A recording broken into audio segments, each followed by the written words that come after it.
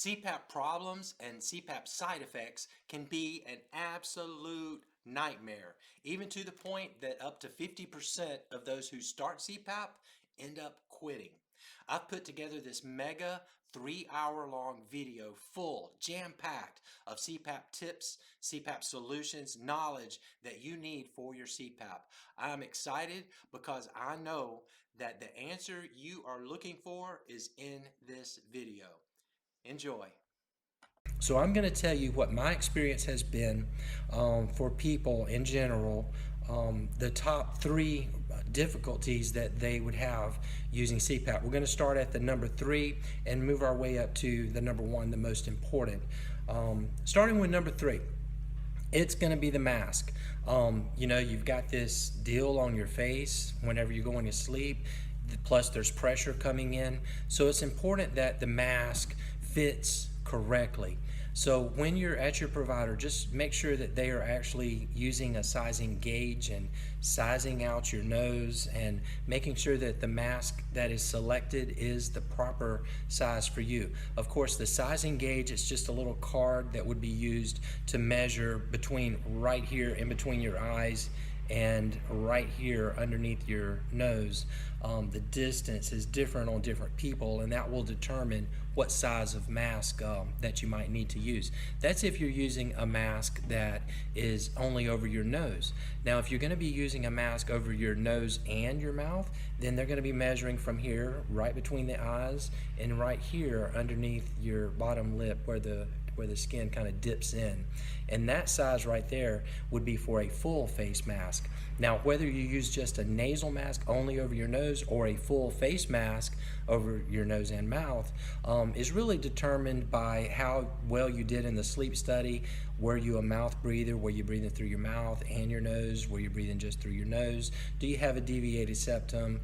There's just a lot of factors involved, and so the professionals who are setting up your CPAP should guide you through that decision. Ultimately, it's probably going to be your decision and your doctor's, but do make sure that the mask is the proper size. Now, if you're able to use a mask just over your nose, I would recommend possibly the N20. This is the one, I've got a little mannequin here, my buddy. He's got an N20 mask on, and you can see that it's over just his nose, and it's fitted properly for this mannequin head. It's got a little headgear around the back.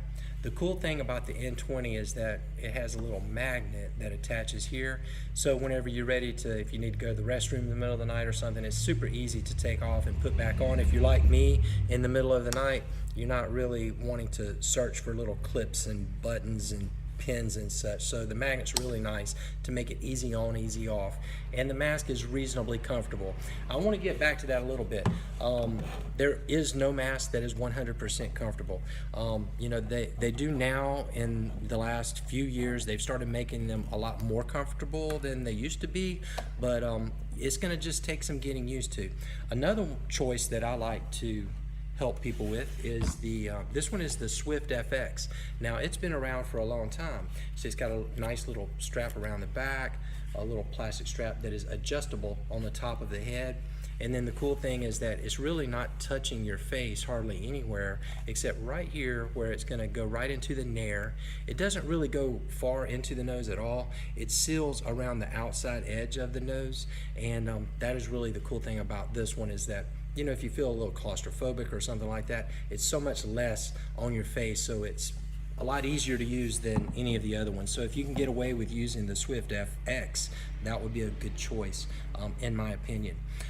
Then there's the full face mask that would go over your nose and mouth, and those are fine too, but personally, whenever I'm setting it up, I only go to that full face mask as a last resort. If trying these masks, maybe even with a chin strap to help keep the mouth closed. If none of that's working, then we like to go to the full face mask if needed, but it's not always needed. So the mask fit is really crucial. So if you're putting your CPAP mask on, and starting your CPAP machine and nothing's leaking and you're laying down and going to sleep, and then all of a sudden you start experiencing a lot of leaks, then it may be that the mask just needs to be tightened up a little more, or maybe you've got the wrong size mask. So it is really, really important to make sure that that mask is correct. The number two thing that I hear a lot is the pressure. Now, it could be that you are complaining about there is too much pressure coming in and I'm having difficulty exhaling. So if you're having difficulty exhaling, that is actually to be expected. Because if you think about what's going on with the sleep apnea, obstructive sleep apnea simply means that whenever you fall asleep, your airway relaxes to the point you go into that deepest stage of sleep, that your airway completely relaxes. Everyone's airway completely relaxes. But people who have sleep apnea, when that airway relaxes, it actually closes off and the air is no longer able to move in and out through the airway. So it's important that we have something happen that will keep your airway open so that you can go into that deepest stage of sleep and actually stay there. So the pressure that's coming in is really what you need. It is actually the therapy that will maintain your airway open so that whenever you breathe in and you breathe out, the airway stays open. So while you're awake, it may seem like a lot of pressure and something that you can't tolerate, but whenever you're asleep, it is exactly what you need. So there are some mechanisms in most CPAP machines today that make it easier to exhale. It may be called Easy X. There's all kind of different names for it, but it's a setting on the CPAP machine that will make it marginally lower pressure at the time when you're exhaling to make it a little more comfortable. Or if it's possible that the machine is set incorrectly, so possibly take it to the people who set up the CPAP machine and just double check the pressure, make sure it is set correctly for you.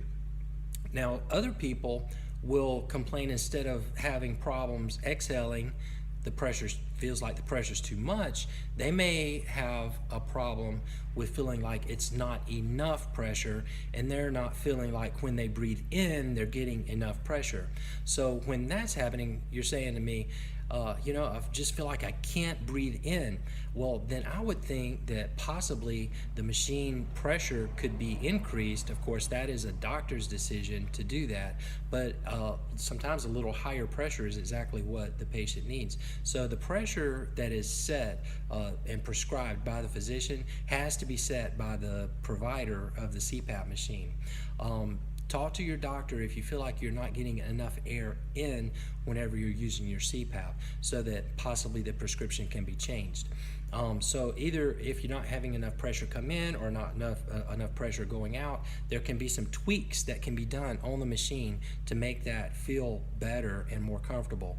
But as far as the pressure itself, it has to be there because that is what we need. It's like an internal air splint holding your airway open, and we need to have that pressure.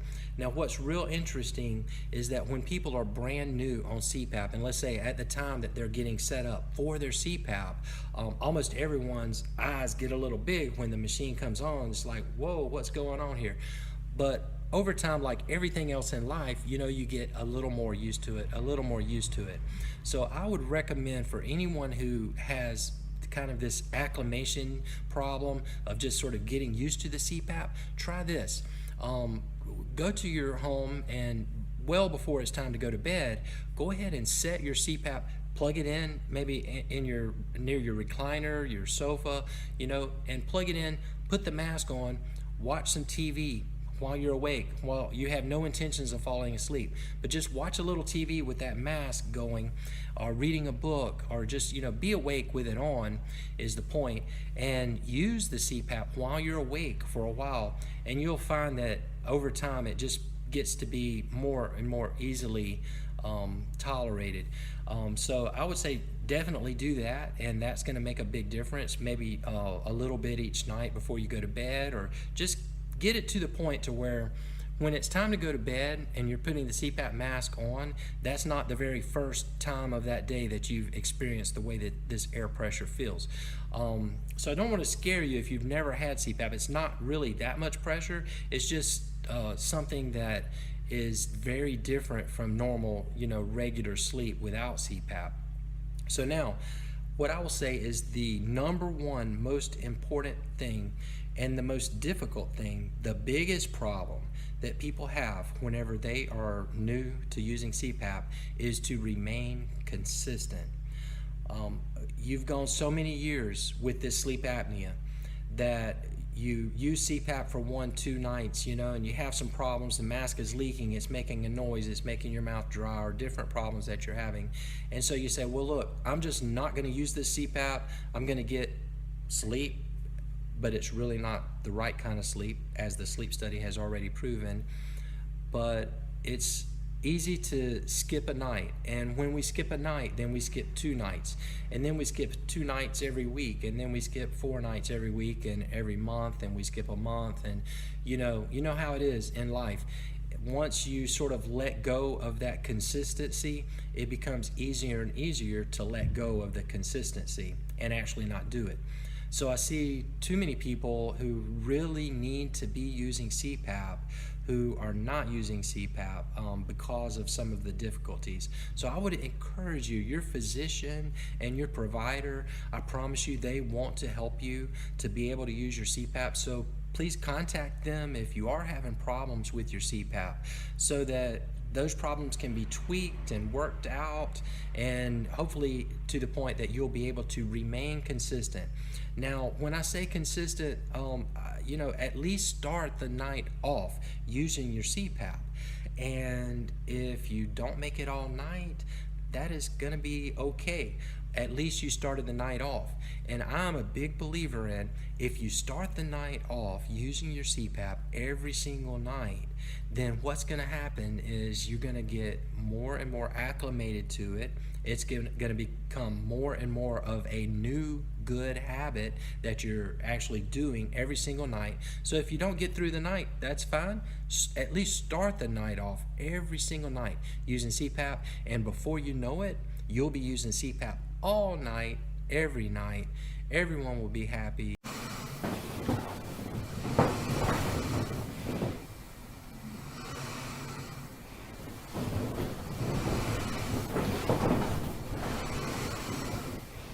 So that's it. You can roll to your left side, to your right side with ease. And look, you can feed the tubing through easily. Now it gives, but it's supposed to give. That's so that it can sort of go with the flow of the tubing. And then the coolest thing that I think about it is not only that you have the movement, but now there's no low dip in the tubing. So if there's water in the tubing, it's not going to actually run back to you. Instead, it's going to run back into the heated humidifier. I want to show you this. It's the CPAP pillow. So actually, with these cutouts right here, that gives you a place to where whenever you're sleeping with your mask, let's get rid of this one. Put this one in place. So you're sleeping with your mask on. Actually, I'm going to put it back on. Let's put the mask back on.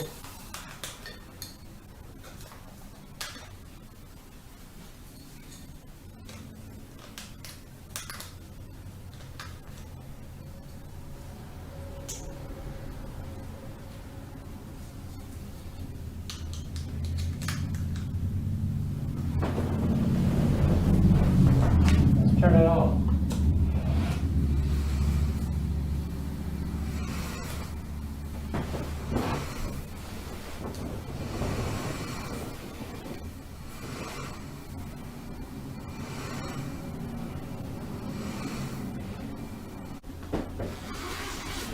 So check this out.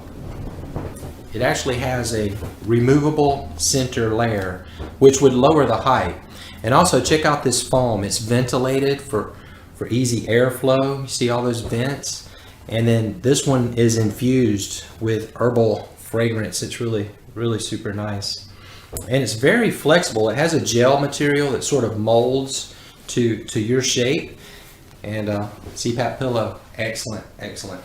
All right, also lastly, the CPAP hose lift is easily transportable. I'm going to show you how to take this hose lift apart and actually give you a better look at the hose lift also. Let's see, get it out from under the mattress. All right, so you can see the whole thing. And I've been asked a number of times, what is this? That is so that you can actually hook your CPAP mask for storage during the day if you wish. But the entire hose lift will go into this little bag right here. believe it or not. It's just the base comes apart like that. All of these parts come apart. It's got like this elastic band in it.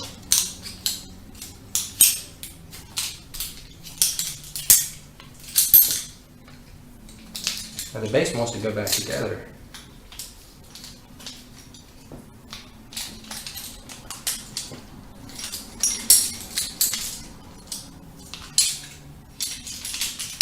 There it is.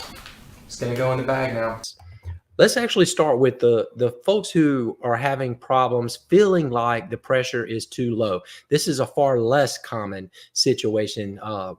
If you're especially new on CPAP, to feel that the pressure is too low is, again, very, very unusual. But the only real good solution for that is to actually just turn off the ramp. So, on your CPAP, now I'm talking to beginners right now, there is a button that has a triangular icon on it. That would be the ramp button. Sometimes the ramp is auto. So let me just explain what the ramp is. Let's say your prescription is for a pressure of 10. And the ramp does nothing more than give you a chance to fall asleep under a lower pressure. So the ramp may be set on auto, or it may be a button that you have to press to make the pressure go down temporarily. Ramps are usually set around 20 minutes. When you hit the button, it's going to go down to a pressure of 3 or 4. And then gradually over whatever time you have it set on, let's say 20 minutes, over 20 minutes, it gradually is going to ramp up to your prescribed pressure.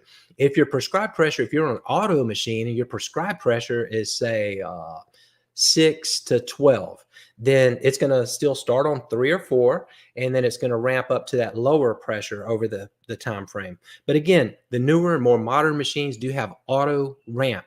That means that it's able to know when you're falling asleep based on your breathing pattern, your inhale, your exhale, and it can know based on that really when you have fallen asleep, and then it will go ahead and ramp up and then work at the prescribed pressure at that point. So that's option number 1, turn the ramp off. A lot of times that takes care of it altogether, because it's going to go immediately with the ramp off, immediately up to your prescribed pressure.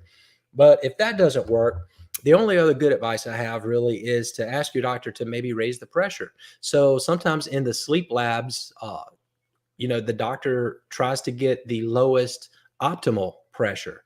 But for some people, if it just doesn't feel like it's enough and you want more pressure, talk to your doctor. They will likely be okay with prescribing a higher pressure for you. But do it definitely through your doctor, and get a higher pressure, get the machine reset to a little bit higher pressure, and that could possibly solve your problem. But again, this is the more rare one, the complaint of pressure being too low. And I'm sure if you want to raise your hand and say, yeah, you're right, because most of the people here right now are wanting to learn more about what to do if the pressure is too high. So let's get into those right now. All right. So what if the pressure is too high? Try using your CPAP for a while. This is especially if you are new, while you're awake. Now, obviously, you are prescribed CPAP not for your awakened hours. You're prescribed CPAP for your hours while asleep. So you don't necessarily need it from a clinical standpoint while you're awake, but using it while you're awake does something super important. It just helps you to become more acclimated to that pressure. So it's an excellent idea, especially when you're brand new on CPAP, to set it up, bring the machine, make sure you take the water out of the machine. I'm going to go off on a little tangent here.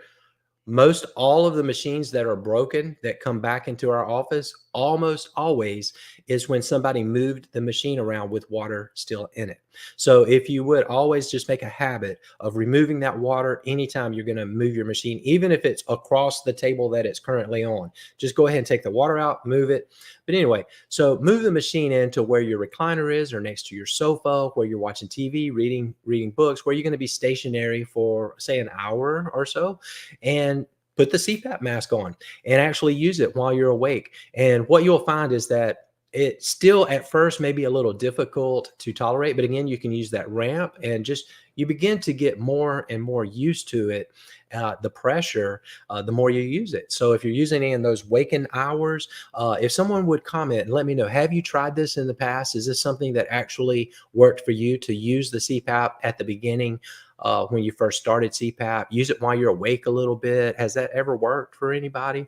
In my experience, there's a lot of folks that really does work well. So that's my very best tip right there for you. So another thing that can be done is to actually increase the ramp time.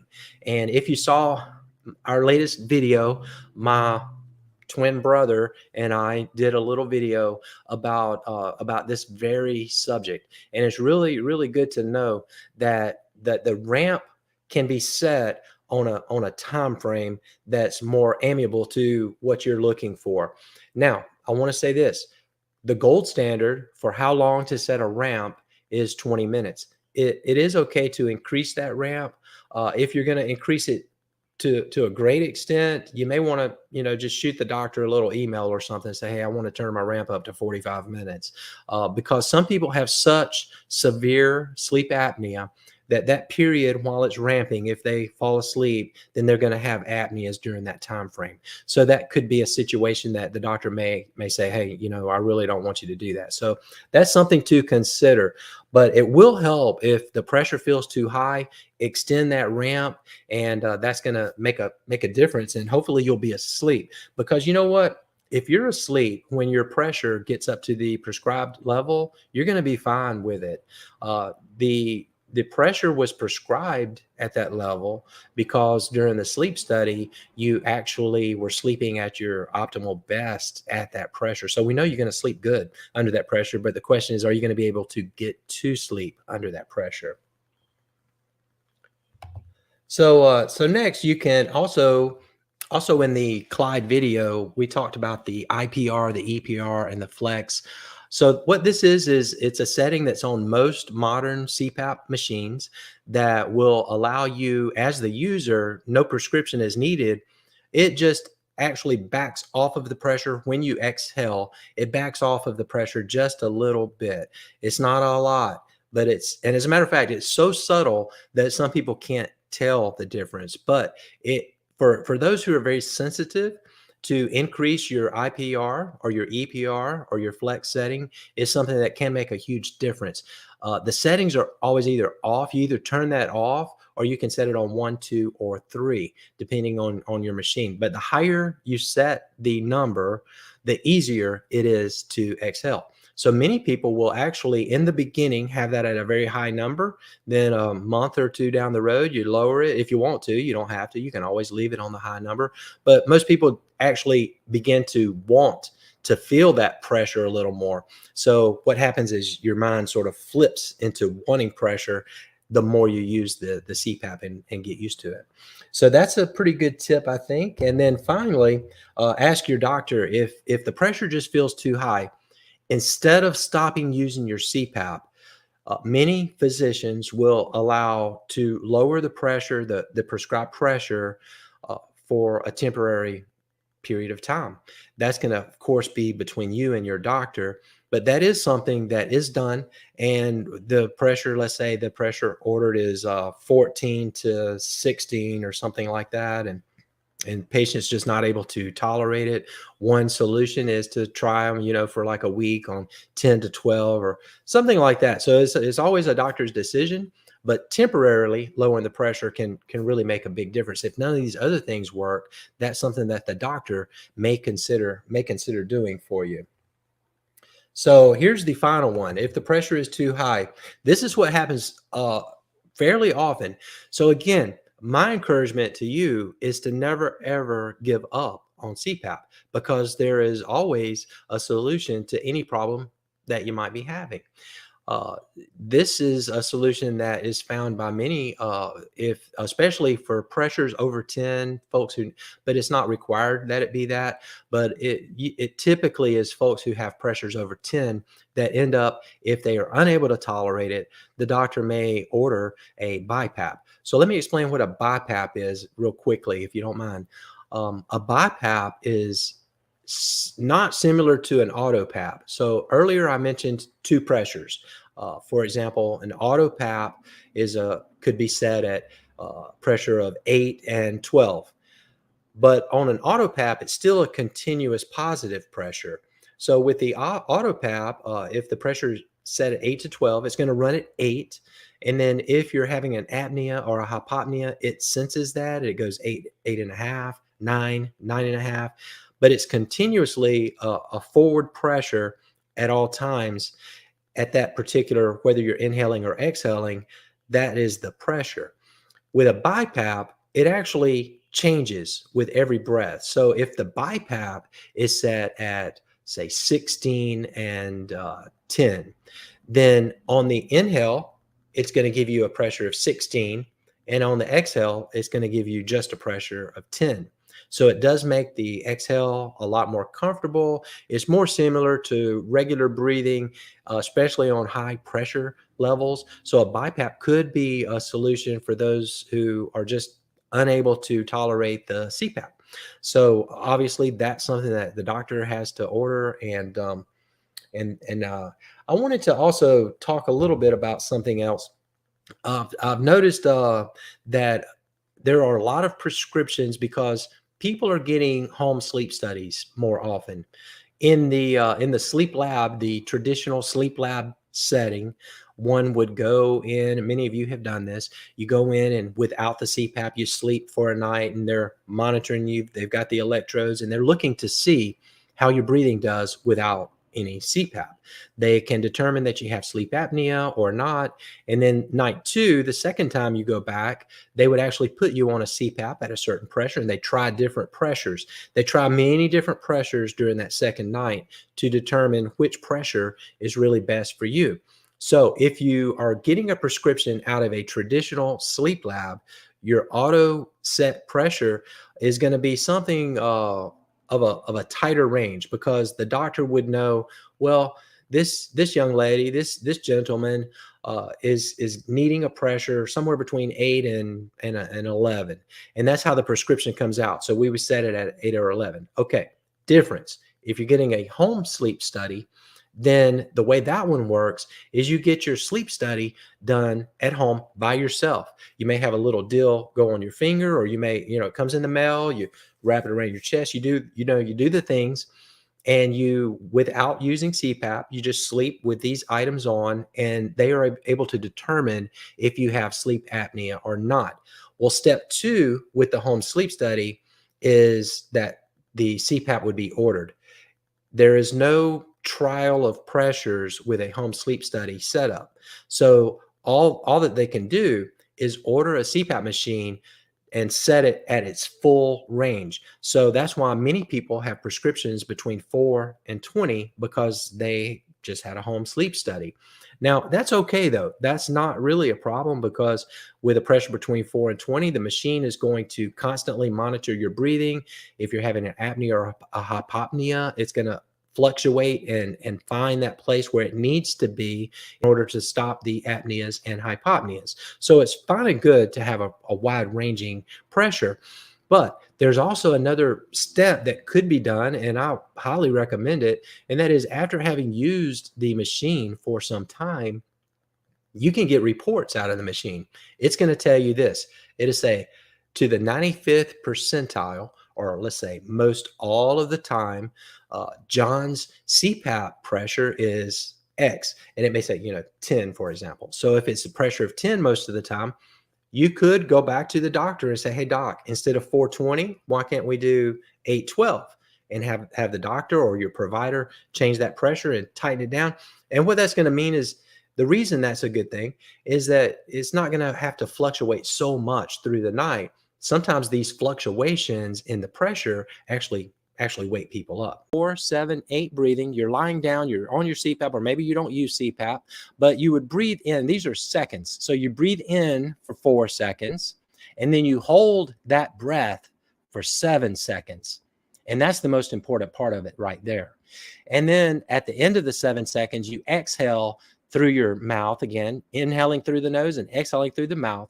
but the 8 is the exhaling for 8 seconds. So let's do that one time. And I'm just going to count seconds with hand signals with my fingers. And again, make sure you're seated. And if you're driving a car right now, definitely don't do this. All right, so let's go. Ready? Go. Inhaling through your nose.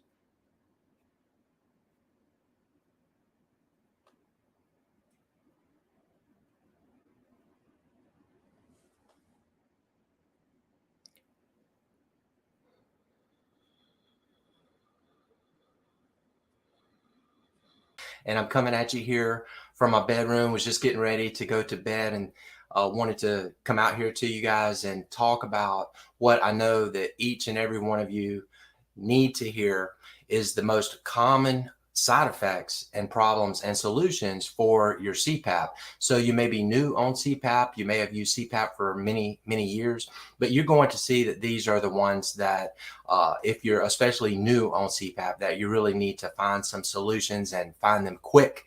So we're going to go through the 5 common CPAP side effects, problems, and solutions. We're going to start with what I think is probably the least common of the 5, although it's very common.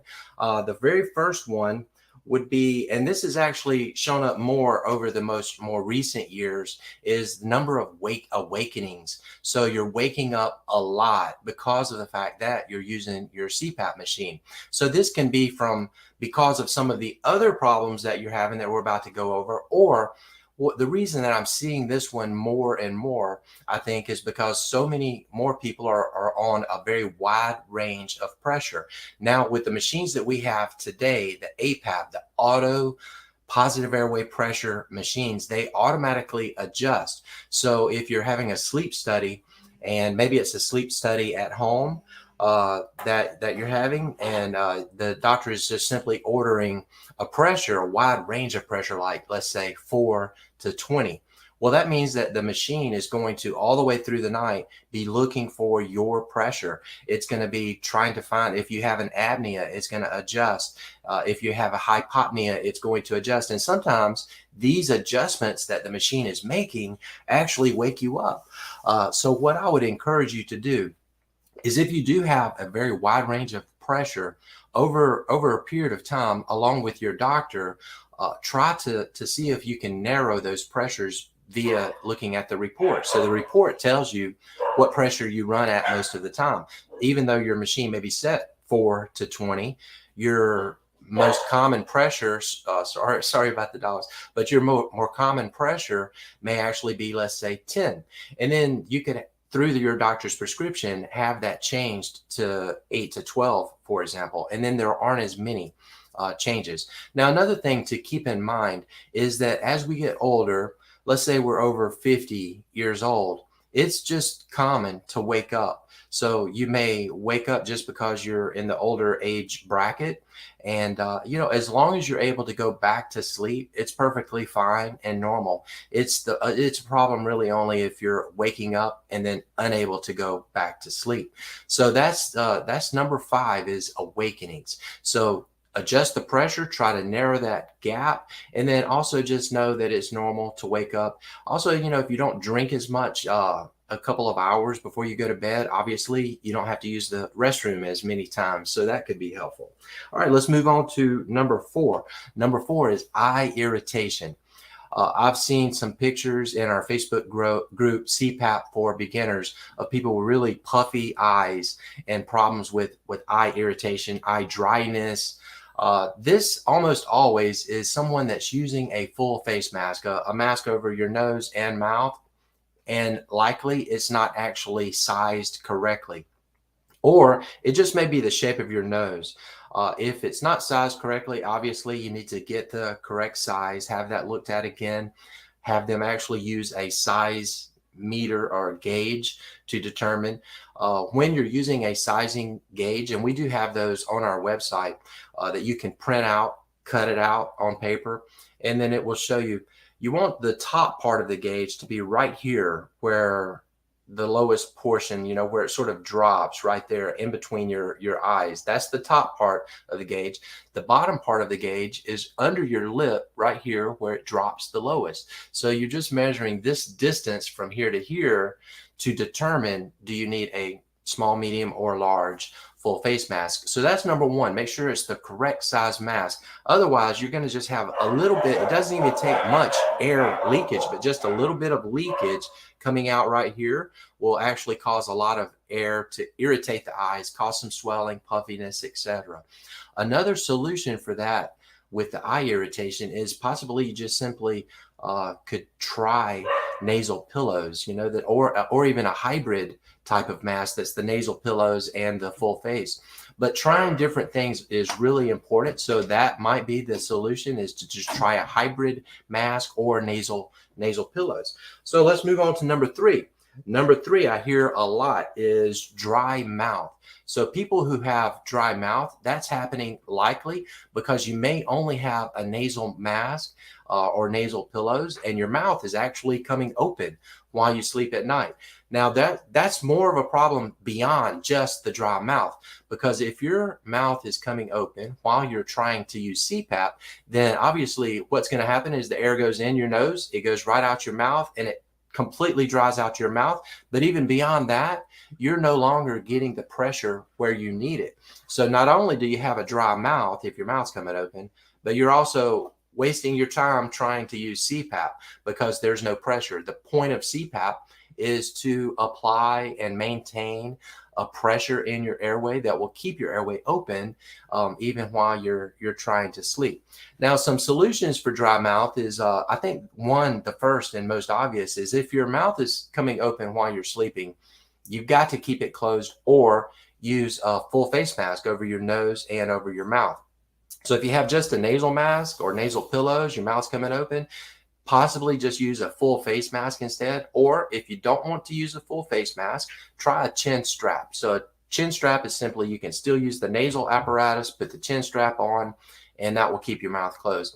And by the way, a lot of people do use chin straps along with full face mask, and that's fine too. The point is really you have to sort of try different things and think through different things and solutions for yourself. All right, number two. This is a huge side effect that people do see. It's called aerophagia. It simply means air in your stomach. So the trachea, when you're using your CPAP and the air pressure is coming in, we want it to go into your airway and into your lungs. However, we do not want that air to go into your esophagus. So swallowing air is something that some people do through the night while using CPAP. And as you're swallowing that air, it's just going into your stomach, getting trapped in there. It can cause some problems. It can cause pain in the stomach, even pain in the chest area. It can obviously cause, gas and different problems such as that. We want the air to stay in the trachea and in the airway and in the lungs. And really, neck position is very important. So if your neck is down like this, then you're more likely to have the air go into your trachea. So some people, you actually use a soft collar, like people would use after a car crash, with the neck problems, and that will maintain your neck in the proper position. Then sometimes moving the pillow and adjusting the pillow in the proper place can actually make a difference in this aerophagia. Another solution is possibly, if along with the doctor, changing the prescription for a lower CPAP pressure, if that is feasible. Often that's not feasible, but you got to figure something out. And if none of those solutions work, then BiPAP. So BiPAP is just an opportunity a machine that can change the pressure, higher pressure when you're inspiring and a lower pressure when you're exhaling. And every time you take a breath, the pressure of the machine changes. And this actually makes a huge difference, not only in compliance overall, it can reduce aerophagia, it can reduce mask leaks. BiPAP is a really good solution for many of the problems that you're having. So check with your doctor if you're having a lot of problems and you've struggled through CPAP. Talk to your doctor about it, because perhaps BiPAP is a potential solution for you. And then number one, I bet you guys who have used CPAP for a long time can answer the question of what the number one most common problem is It actually is mask leaks. Mask leaks are often the culprit, the problem with CPAP. And mask leaks is one that is probably the hardest to overcome as well. Mask leaks can happen through so many different problems, size of mask, type of mask, style of mask, the way you sleep. Do you sleep on your back, your stomach, your side, or do you sleep on all of the above? Mask leaks is something that really, just through your provider, talk to them, explain to them what the problem is that you're having, and often an experienced provider will be able to help you with that. Here's what the problem might be: a mask that leaks. And tip number one that some of you might not realize, but if a mask is dirty, if it has oil from your skin on the mask or debris, then it's way more likely to leak. Also, your face. So make sure your face is good and clean, soapy water, the mask is clean, and it's going to really tremendously reduce the number of leaks that you're having with that mask. So of course, clean with soapy water, or you can use CPAP wipes are really wonderful to do. So another problem that people have is trouble acclimating or getting used to using the CPAP machine. And I have a couple of solutions for that. One, at the top here, it says you can do it. And it's really a mindset. It's a mindset of I am going to make this happen, whatever it takes. And if you at least start the night out every night using your CPAP, and there are people in the Facebook group CPAP for Beginners that will attest to this. Start the night out. Don't beat yourself up if you don't make it all night. And eventually you'll solve problems as time goes. And within a couple of weeks or a couple of months, you'll be able to get all the way through the night. So get your mind right that you're going to accomplish this. Hit that button that says I can, and you will definitely get there. The other tip for acclimating is really my favorite one. And that is, if you are new on CPAP, especially, it's okay. You know, it's prescribed for you to use with all hours of sleep. So naps, sleep, obviously. However, you can use it at other times just to get used to it. So it's okay. You're reading a book in the daytime, bring your CPAP out to the recliner or the chair, wherever it is, plug it in, put the mask on, and you'll find that when you get your mind off of your breathing and off of the CPAP, your non-voluntary breathing takes over, and you don't have to think about your breathing or the mask. And watching TV, watching a good movie, reading a good book is a wonderful way to teach yourself how to use CPAP. So that is the first two big problems. But all of the rest of these tips are related to this problem that people have quite often. And that is either trouble falling asleep, or if you happen to wake up in the middle of the night to go to the restroom, or if you just wake up, going back to sleep. So all of the rest of these free tips are related to that particularly. Here is one of my favorite. When you do wake up, please do not look at the clock. If you look at the clock, it really gets your mind to thinking. If it's sort of early in the night, you're thinking, oh my goodness, I've already awakened one time, and how many more times am I going to wake up, right? Is that what goes through your head? If it's very late through the night, let's say 2 hours before your actual awakening time, you might say to yourself, well, I've only got 2 more hours, and it's kind of done, and go ahead and get up. And then that sleep is lost. So looking at the clock is bad. Do not look at the clock. As a matter of fact, cover up that clock if you can in some way. Another really good tip is that you want to stay off of your cell phone. Hopefully you guys are going to bed much later after this show, but that screen, limit that screen time. That screen time is something that gets your mind flowing. Also, there are studies about blue light that might come into play. So whether we're talking about a computer, a cell phone, a TV, whatever it might be, really limit that at least an hour, I would say. Some studies say a couple of hours before you go to bed, and that should help quite a lot. Hopefully you won't get too bored without my videos. But now here's another big one. limit your late night eating. So give your, food when it's digesting, it's really going to keep you awake, most certainly. So really try to limit that. And as I mentioned, some of these might save you money. Well, that's going to save you money to limit that late night eating. Don't eat anything after about 6 o'clock or so. It's different for different people, but I would say 6:30. Let that be your last food intake. Now, here's another really good one that a lot of people are not aware of. And I'm sorry, but it actually kind of blocks the picture here. You want to limit alcohol. Alcohol is actually something that causes what we call segmented sleep. So if you're drinking too much alcohol, you are going to wake up. If you're drinking it late at night before bed, you're going to wake up because of the alcohol. It may help you get to sleep a little quicker and faster. However, it's going to have that sort of side effect of causing you to wake up several times probably through the night, not just to go to the restroom, but just because of the activity of the alcohol in your brain. So that is definitely something that you will want to limit. Now, here's a new one that a lot of folks don't know, and that is to wear socks while you're asleep. It helps you fall asleep. It actually makes you sleep better as well. There's almost like a thermostat in your feet. You're trying to let the heat get out of your body through your feet. And if you have socks on, then it sort of equalizes your temperature better. You're able to, just kind of get in that restful state much more quickly. So socks are really super helpful to not only fall asleep quicker, but also to help you to stay asleep.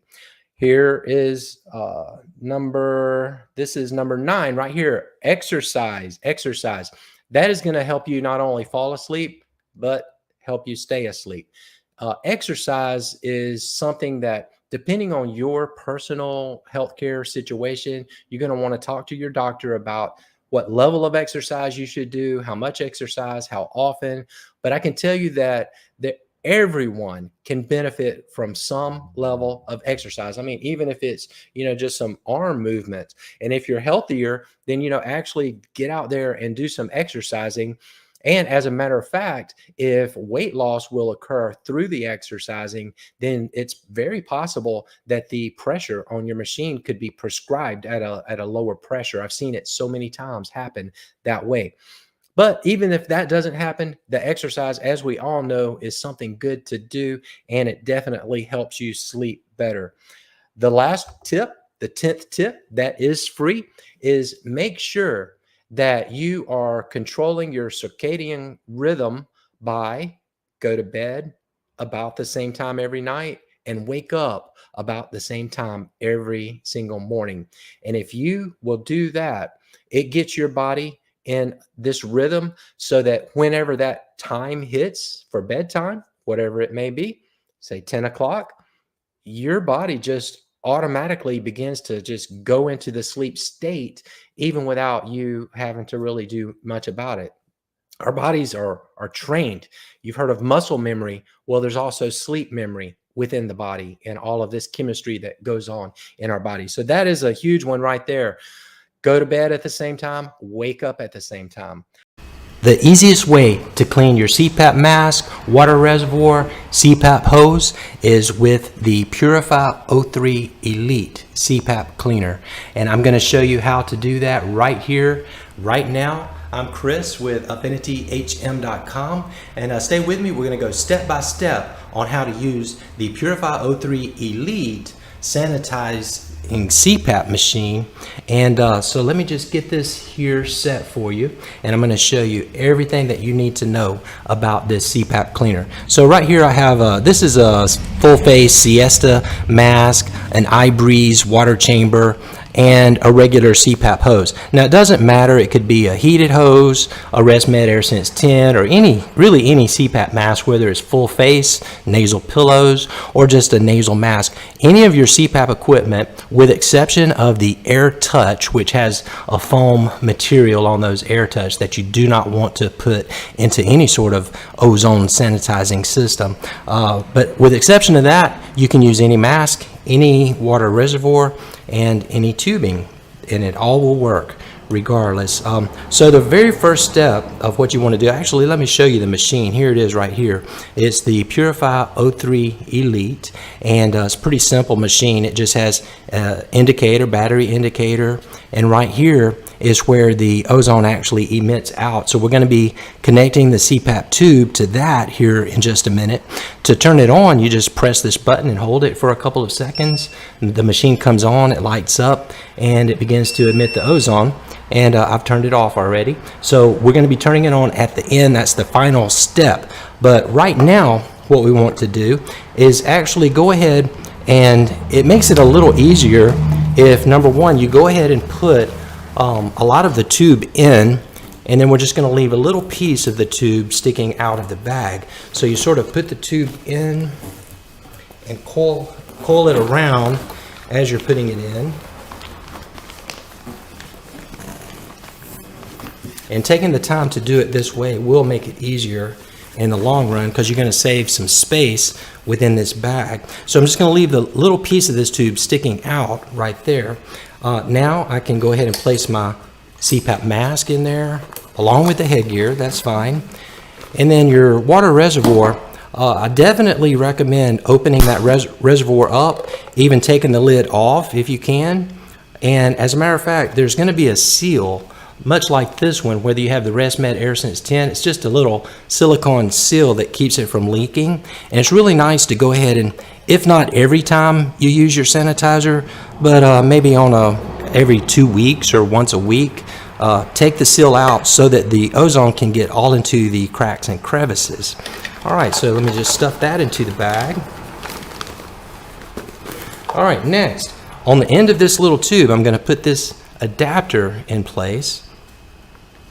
And then finally, I'm going to connect the Purify O3 right onto the end of the adapter.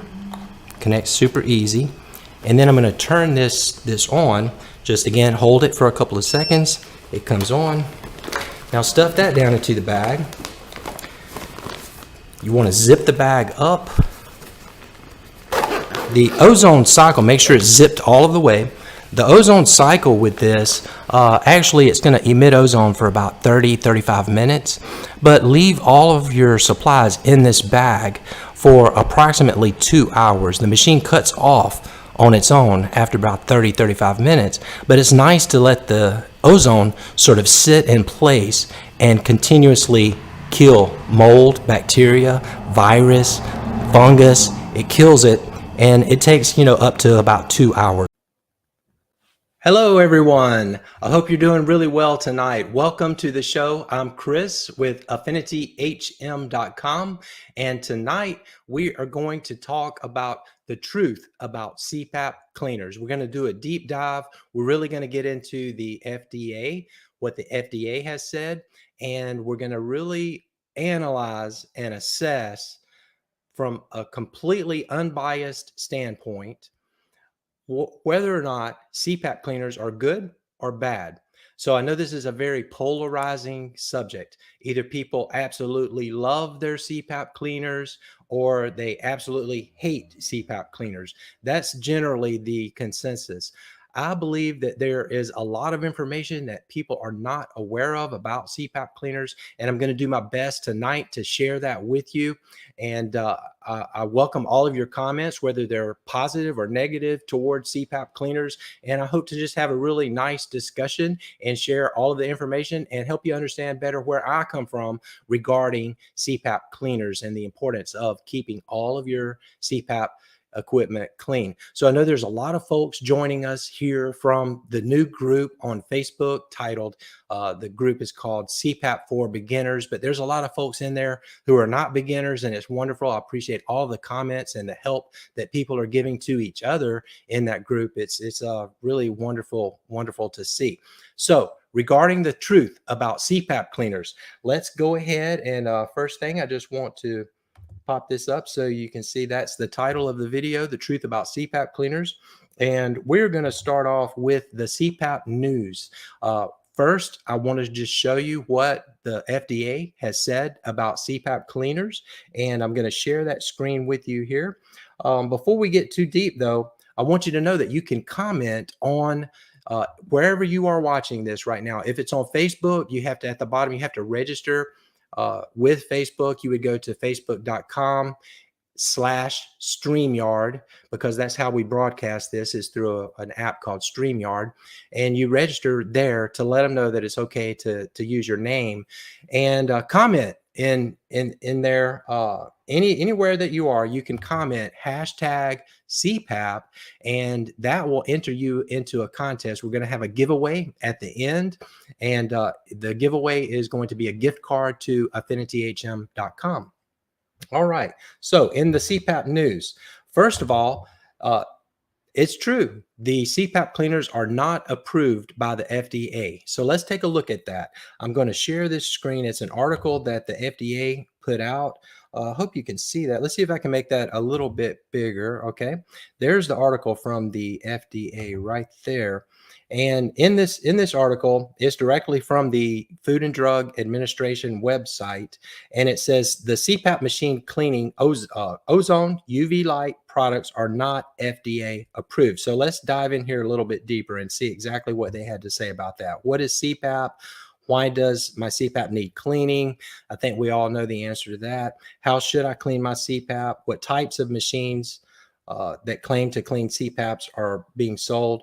And in this section, it says there are two main types of machines that claim to clean CPAPs. One type is ozone gas, which can be dangerous and toxic above certain levels. The second type uses ultraviolet light. To date, the FDA has not approved or cleared any machine to clean a CPAP. That means the FDA has not made a judgment. So I really want to highlight this right here. So the FDA has not approved CPAP cleaners, but they also have not made a judgment on the CPAP cleaners. Why is the FDA concerned about the devices claiming to clean the CPAP? The FDA has received reports from people who use CPAPs that they experienced unexpected asthma attacks, headaches, breathlessness, after using the devices claiming to use ozone gas to clean their CPAP. Not only can ozone leak out of the CPAP equipment into your home during cleaning, but ozone levels inside the CPAP equipment can be above safe limits even several hours after the cleaning is complete. Okay, that makes sense. All right. So are home CPAP cleaners approved by the FDA? No, home CPAP cleaning devices that use ozone gas or UV light have been they've not been approved or cleared by the FDA. The FDA has not determined whether CPAP cleaning devices are safe. The FDA does not have evidence whether the CPAP cleaning devices work to clean or disinfect CPAP equipment of germs or allergens. Okay, they don't have evidence. All right, so that is basically what the FDA has to say. Let me come over here. I want to get back over and see if you guys have any comments so far regarding this. There are a few comments here. Let's see what we've got. Okay, everybody's getting into the contest. That's good. #CPAP, I see. I have, okay, Kimberly, hi. Welcome to the show. I see that we got a lot of people here entering the contest. That's excellent. All right, no questions so far. All right, so that's what the FDA had to say. Is everybody clear on that? That basically what I'm saying is that the FDA doesn't have any evidence one way or another. They have not done testing. They have not approved CPAP cleaners. All right, so let's see. Let's see. The next article I want you to see is very interesting. All right. This one is from the American Sleep Association.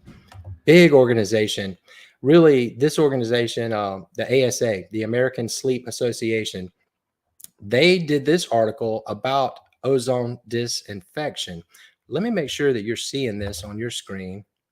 Yeah, okay, good. Everything's working tonight. That's good. All right. Whoops. I don't know what I just did. Hold on a second, y'all. Okay, it's all still on your end. You didn't see all that. Okay. All right, so ozone disinfection. Ozone disinfection is a powerful method for disarming harmful pathogens. An ozone generator creates reactive ozone from the oxygen naturally present in the air. Supercharged oxygen damages bacteria and virus, rendering them unable to cause infections. All right. What disinfecting something does. All right. So we know to disinfect means basically to kill all or mostly all pathogens, virus, bacteria, etc. Is ozone a good disinfectant? Disinfectant. So let me highlight this one here for you. I know it may be a little hard to see this. Yes, ozone is a strong and versatile disinfectant. In fact, ozone is so effective at killing or otherwise inactivating pathogens that it is used to disinfect municipal water. Studies have shown that both bacteria and virus are effectively disabled with sufficiently high concentrations of ozone. All right. Can O3, which is ozone, can O3 be used as a disinfectant? O3 is a chemical formula for ozone, and ozone disinfection is very effective. The O in the chemical name stands for oxygen, and the small numerical 3 represents the fact that there are 3 oxygen atoms in an ozone molecule. Ozone is a species of pure oxygen, just like O2 is a species of oxygen. So basically, what this is saying, and the way that I like to describe it, is that O3 is still the oxygen molecule, but it's 3 oxygen molecules all combined together. And it's very unstable. So as O3 is unstable, it sort of wants to become O2. And when it becomes O2, it damages bacteria, mold, and virus in the process of changing from ozone back into O2. So listen to this. How long does ozone stay in the air? This is all very important regarding the cleaning of CPAP machines with ozone. The time it takes ozone to either degrade into dioxygen, which is O2, or to react with other molecules depends on a number of factors. Research has found that it may take as little as around 40 minutes or as long as over 24 hours for the amount of ozone in the air to drop by half after it has been introduced. Low temperatures, low humidity, and low airflow lead to greater ozone persistence, while increased temperatures, humidity, and air exchange will remove the ozone more quickly. All right. So the factor is the temperature, humidity in the room also does matter. All right. Here again from the American Sleep Association. Can I use ozone to disinfect things that come into contact with my face or my mouth? So long as you allow enough time for ozone to dissipate, following the disinfection process, ozone can be used to disinfect oral appliances and face masks, for example. Ozone CPAP cleaners are specifically designed to disinfect the tubing, face mask, or other components of continuous positive airway pressure machine. However, an ozone cleaner for CPAP machines should not be used right before donning the mask. I want to say that part again. The ozone cleaners should not be used right before donning the mask. So basically, the American Sleep Association says, yes, you can use them. Just, here's this here. I want to make this point really, really strong. The key to ozone cleaners and using them safely is to use them the way that the manufacturers of the product suggest, and that is to do it in the morning. If you just do it in the morning with your ozone cleaner, then by the time it's time to go to bed, it will have already dissipated. If there is any ozone still in the tubing, you can hook it up to your CPAP machine, turn the machine on for like a minute, and it's all going to be cleared out of there. So they are safe to use. All right.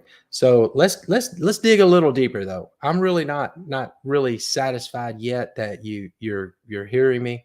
I want to add another article in here for you guys. This one again is from the FDA. So let me find that article here, and you're gonna really like this one. Okay. All right. Next article. All right. So talking about what does the FDA even approve? This is really interesting because you're going to see a number of things that the FDA doesn't approve that you probably thought that they did. So let's take a look at this. Okay. Is it really FDA approved? FDA approved. Maybe you saw those words on a company website or in a commercial promoting a new product or treatment. Some marketers may say their products are FDA approved, but how can you know for sure what the US FDA approves? FDA is responsible for protecting public health and regulating human drugs and biologics, animal drugs, medical devices, tobacco products, food, cosmetics, and electronic products that emit radiation. FDA does not approve companies. Okay, we know that. FDA approves new drugs and biologics. We knew that. FDA does not approve compounded drugs. FDA uses a risk-based tiered approach for regulating medical devices. FDA uses a risk-based approach for human cells and tissues. FDA does not approve tobacco products. That's interesting. FDA approves additives in food for people. FDA approves color additives. FDA approves animal drugs and approves food additives for use in food for animals. FDA does not approve cosmetics. Now that's interesting. That's something that many of you, mostly ladies, use cosmetics, but the FDA doesn't even approve. You're putting this on your skin, on your face, and the FDA does not approve that. FDA does not approve medical foods. Let me see if I messed that up. Okay. FDA does not approve medical foods. And this is the one that really surprised me the most. FDA does not approve infant formula.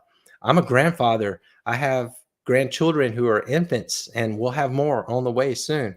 And I was really shocked to see that the FDA does not even approve infant formula.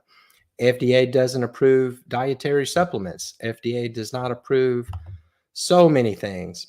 So I'm going to put some links to these articles for you in the comments as we go forward. It'll probably be tomorrow whenever I do that, so that you guys can actually take a look in depth at all these articles. But I think possibly the very best article, I saved it for last, regarding what regarding this whole ozone, the truth about ozone cleaners, is one that was put out by a company called Sleep 8. They actually make CPAP cleaners.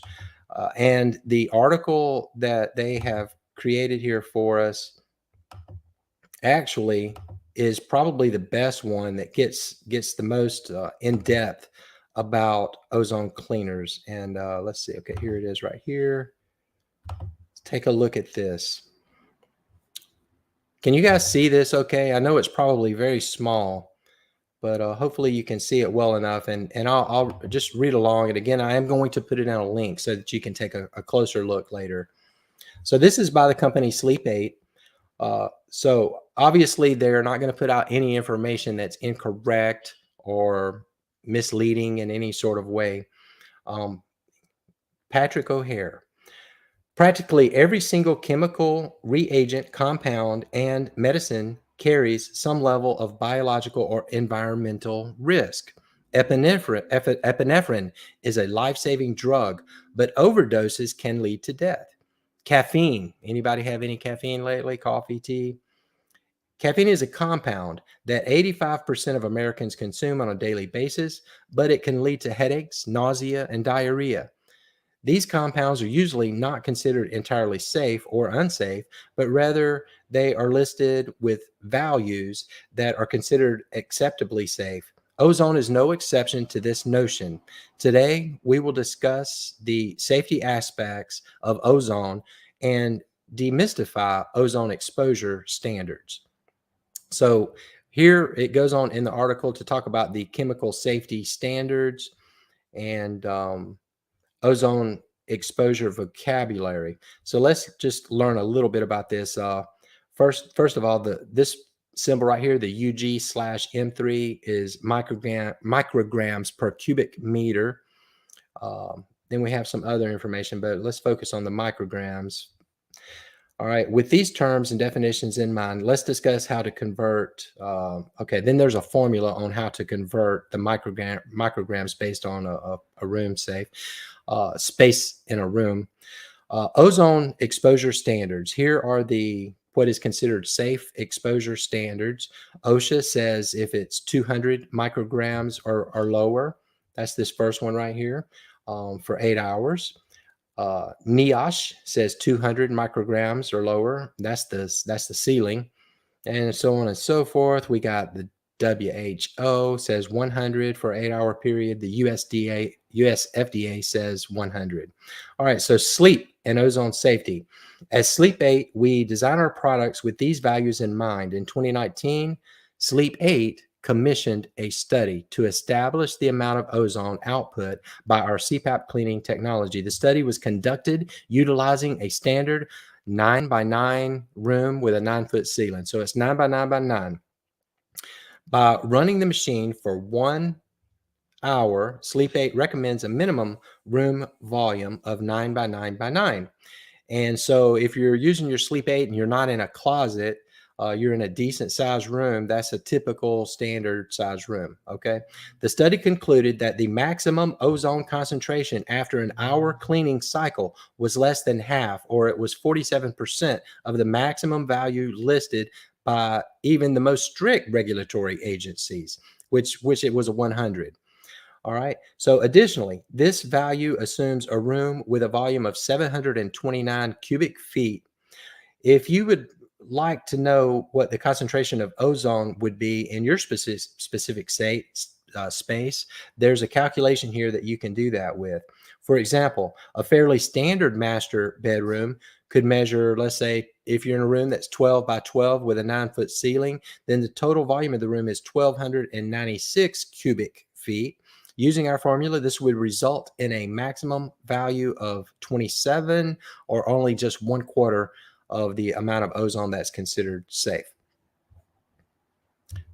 So I said all of that really just to try to make the point that first of all, the key really to using an ozone cleaner is using it safely and in a safe manner. Like, for example, if I'm using the Purify O3 or the Purify CPAP cleaner, I wouldn't, or the Elite, I wouldn't want to do that with the unit sitting right here next to me. Or I wouldn't want to do that, let's say, in a car. But if you're in a wide open space, a big room, and as a matter of fact, why not in the morning wake up and take your CPAP mask off and your tubing and your water reservoir and put it all into a bag and put it out on the porch or out in the carport, or in a separate room from the room that you're in. Do it in the morning, and that way the machine only runs for a few minutes, and then the ozone sits in the bag and does its cleaning for a couple of hours. So if you do it in the morning, it's going to make a big difference. Now let's also talk about the SoClean. So we are no longer selling SoClean because it's a different situation. With the SoClean, the ozone is actually going through the CPAP machine. And this is there's a big question. It's likely and very possible that the ozone that is going through the CPAP machine might damage the CPAP machine. But with the ozone cleaners that we have available at AffinityHM, none of them send ozone into the CPAP machine at all. It's only cleaning the mask, water reservoir, and the hose. So that is a big difference in SoClean versus the ones that we're selling now. And if you use it safely, then it's something that can not be damaging to you. Another fact is many of the manufacturers of the CPAP cleaners recommend doing it on a daily basis. I don't necessarily agree with that. I think that mold and bacteria take a while to colonize to the point that it could actually infect, or cause an infection. So it takes several days. So, if you do it maybe twice a week, that's going to be more than sufficient to keep your stuff clean. Now, I've had comments, people who say that with a CPAP cleaner, that it actually it actually smells bad. So there's two different basic odors or fragrances that are going to come with using a CPAP cleaner that uses ozone. One is the fragrance of the ozone. It's very similar to if it's really, really hot outside and you have like this summer rain and then there's no wind and everything is just very still, and that the fragrance of after a summer rain is one that many people will note and notice, and that's ozone that you're actually smelling there. And I think that's a beautiful and wonderful smell. However, if there's any equipment, biological equipment, I meant debris, let's say oil from your skin, maybe a little hair or some saliva or something like that, then ozone, when it comes in contact with that, it makes a terrible smell that's awful. It smells like hair burning and it's awful. So it's good to get some CPAP wipes and sort of wipe your mask off from time to time before using an ozone cleaner, and that will eliminate that. Also, the UV cleaners do the same thing. The lumen, the drawer where you open the drawer and you put your mask in there and clean it in your water reservoir, that if there's any debris there, also there's going to be some really bad smells. So to avoid the odors, wipe your mask off with a CPAP wipe first, and then again, anytime you're using an ozone cleaner, I highly recommend place it in a completely different room of the house, or even better yet, if you can, go ahead and put it out onto the porch, and also do it early in the morning. If you're doing it early in the morning, then by the time it's time to go to bed, at best case, the worst situation would be you would take if there's still a little ozone in there, which I doubt there would be for, just about 15 hours it's been out there. But if there's a little bit, you can connect it up to your CPAP machine before putting the mask on, run it for like a minute, blow all of that out, and you're going to be good to go. All right. So let's see if we have any questions.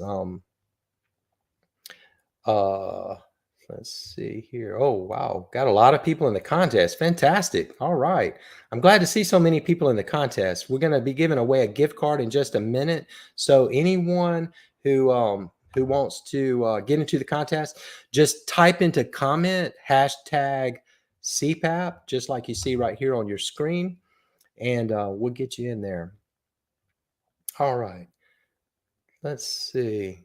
Okay. All right, I want to put some of your comments up here. All right, and let's see. All right, Loretta, I only use my SoClean once a week and not every day. I think that's a great idea. And hopefully you do not have a Dream Station. I would recommend not using the SoClean if you have a Dream Station. It's best to just move on from that. But if you don't have a Dream Station, then it's not as big of an issue because nothing has been shown to be a problem outside of the Dream Station and the SoClean together. All right, so here we go. Belty Cat. Hey, welcome, Belty Cat. I see you made it back. Good. Are there stats that prove using cleaning machine, either ozone or UV, give a better CPAP therapy outcome or better compliance? No, I don't know of any stats that say by using the ozone cleaner or the UV light cleaner that it's going to be a better outcome necessarily. Really, the ozone cleaners and the UV light cleaner, what it does is it does one simple thing. It keeps you from having to go to the sink and wash your mask, hose, and water reservoir in the sink using like a Dawn dish detergent. Because honestly, if you are willing to go, once a week or maybe twice a week and wash all of that equipment, the hose, water reservoir, and your mask in the sink with soapy water, that's all you need to do. That is completely sufficient. That's good enough. You don't have to do anything else. If you don't want to go to the sink and wash that, what does it take? 30 minutes, 45 minutes. If you don't want to spend that time doing that, then perhaps an ozone cleaner may be for you. Now, I want to mention something else too. I have had customers who are so sensitive with their breathing. Maybe they have sensitive asthma or, a lot of other types of lung diseases, and their lungs are just very, very sensitive, who can't even stand the smell of the ozone, even though it's not really ozone, it's just the fragrance after the ozone. they can't stand it. I would say the number would be right around 1%, maybe a little less than 1%. So for every 100 that we sell, I get a phone call. Somebody says, "I'm sorry, I just can't use it. I'm returning it." That's the number that of my experience. So there are some folks who literally just won't be able to benefit from using an ozone cleaner. You're going to have to go to the sink and wash with the soapy water on a regular basis. And all right, so let's see. That was a great question, Belty. Thank you. Loretta, just because something is approved by the FDA does not mean that it's safe. That's true as well. That is true as well. Thank you for that comment. All right, here's a good question. Annette Giannotti. I still like that name. Can you put water reservoir in a CPAP cleaner even if it's a little wet? Absolutely, yes, you can do that. As a matter of fact, if there, let's say there's a drop of water still there, what's going to happen? There may be some pathogens within the water. Probably if you looked at that drop of water under a microscope, you would see some germs in there. But the ozone is going to penetrate that water and actually kill the germs in the little drops of water. I would try to remove as much water as possible, but you don't have to get every absolute last drop out of there. Great question. All right, so let's see, Judy Virgilo. Before all the issues with Philips, I used my SoClean daily. I have not used it since, and I've noticed I'm getting more sinus issues. Well, it's not that easy to clean with soap and water. Especially the mask, yeah, you can really submerge that down. Also, use Dawn. If you're cleaning with soapy water, use Dawn. And the reason for the Dawn, you want to get the plain Dawn too, not like the scented fragrance and all that. Just the plain old Dawn dish detergent, and submerge it in the water, clean it as good as you can. The water reservoir has these little corners that are really hard to clean. So maybe soak it in the soapy water for a while and really flush it out as much as possible. So yeah, it's important to clean that. I would have to wonder if maybe, are you using distilled water? Because I don't know if I've explained this lately or not, but the reason we're using distilled water in our water reservoir is because of the minerals. It's just because of the minerals that's in regular water. Because as the water evaporates, the minerals tend to leave a film on the inside of that water reservoir. It can get pretty nasty, and it's hard to clean.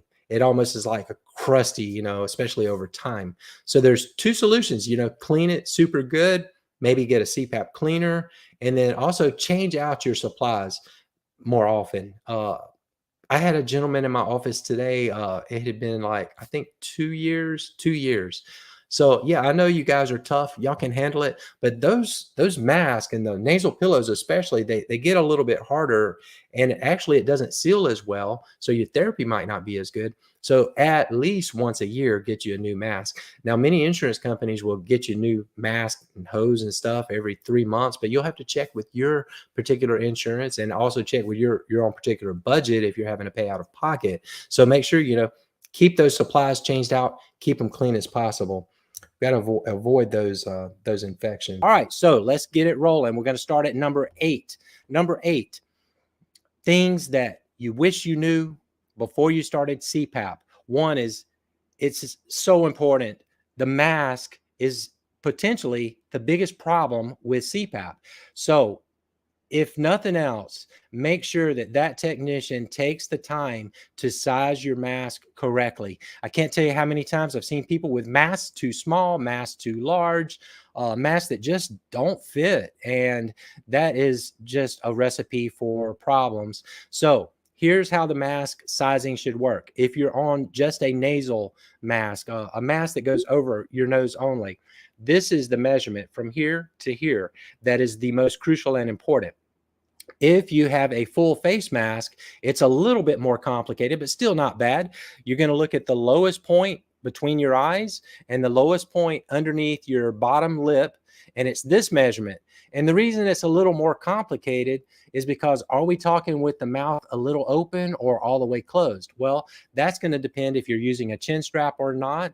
And also, you know, just measure it with the mouth just slightly open, because even if your mouth is closed, you know, there's a bit of a jaw drop that will happen often as you fall asleep. So, you know, just a slight little bit of difference can make all of the difference in the world. So make sure that that mask is sized correctly in the beginning.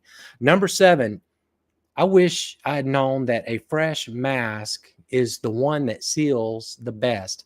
So some people start off like the first couple of nights, they're great. The first week, they're great. 2 weeks in, they're great.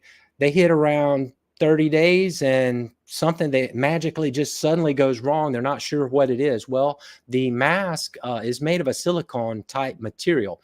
And this material gradually over time, it can oxidize. It just gets hardened. It gets hardened and less comfortable, and also less likely to leak. And another point I'd like to make, it's important to change out that mask regularly, possibly not as often as some of your suppliers might be telling you, you know, every single month, but roughly every single month. You know, the mask, the material that it's made of is not going to last forever.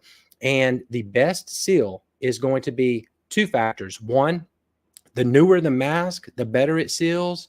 2, the other factor is really that it's a clean mask. You know, we have oils on our skin that do come off onto the mask, so it's important to keep that clean. And if it's dirty in any sort of way, or if it's old, then it's going to be just much harder to make that mask seal. Now let's talk about rain out. Rain out is something that a lot of new CPAP users don't understand, don't know exactly what it is, why it happens. But rain out within a CPAP tube is merely just water vapor that turns into droplets, that turns into almost like solid puddle of water in the CPAP tubing. So if there is a lot of rain out, then it's going to collect at the lowest point of the tubing. So the tube is coming off of your face, down probably beside the bed, and then back up to the CPAP machine. Well, if there's a lot of rain out, that rain out is going to collect in the lower portion of the tubing, and air can't pass through. It might make a bubbling blah, blah, blah, blah sound, and that is obviously not good. Rain out happens when there's a difference of temperature inside the tube versus the ambient air in the room. The bigger the difference of those 2 temperatures, the more rain out that you're going to have. Now, when they came out with the heated hoses, that makes a big difference. So a heated hose is super great to have, and it can reduce and minimize and almost cause the rain out to vanish, although it doesn't always do that good of a job. And part of it is just how the difference of the temperature between the hose and your room. So if you're keeping your room super cold and you're keeping your humidity level really high, then you're going to have more rain out. And a really good solution for that is a CPAP hose lift. Look at some of my other videos about CPAP hose lifts, and you'll see exactly how they work and why it's a wonderful idea. But take care of that rain out. That's a really crucial thing to do. Number 5, connect, because you need encouragement. You need more knowledge. So when I say connect, what I'm inviting you to do is to join our group on Facebook. It's called CPAP for Beginners on Facebook. Or if you're a YouTube fan, then go over to YouTube, find us on YouTube if you're not watching now, and subscribe to the YouTube channel.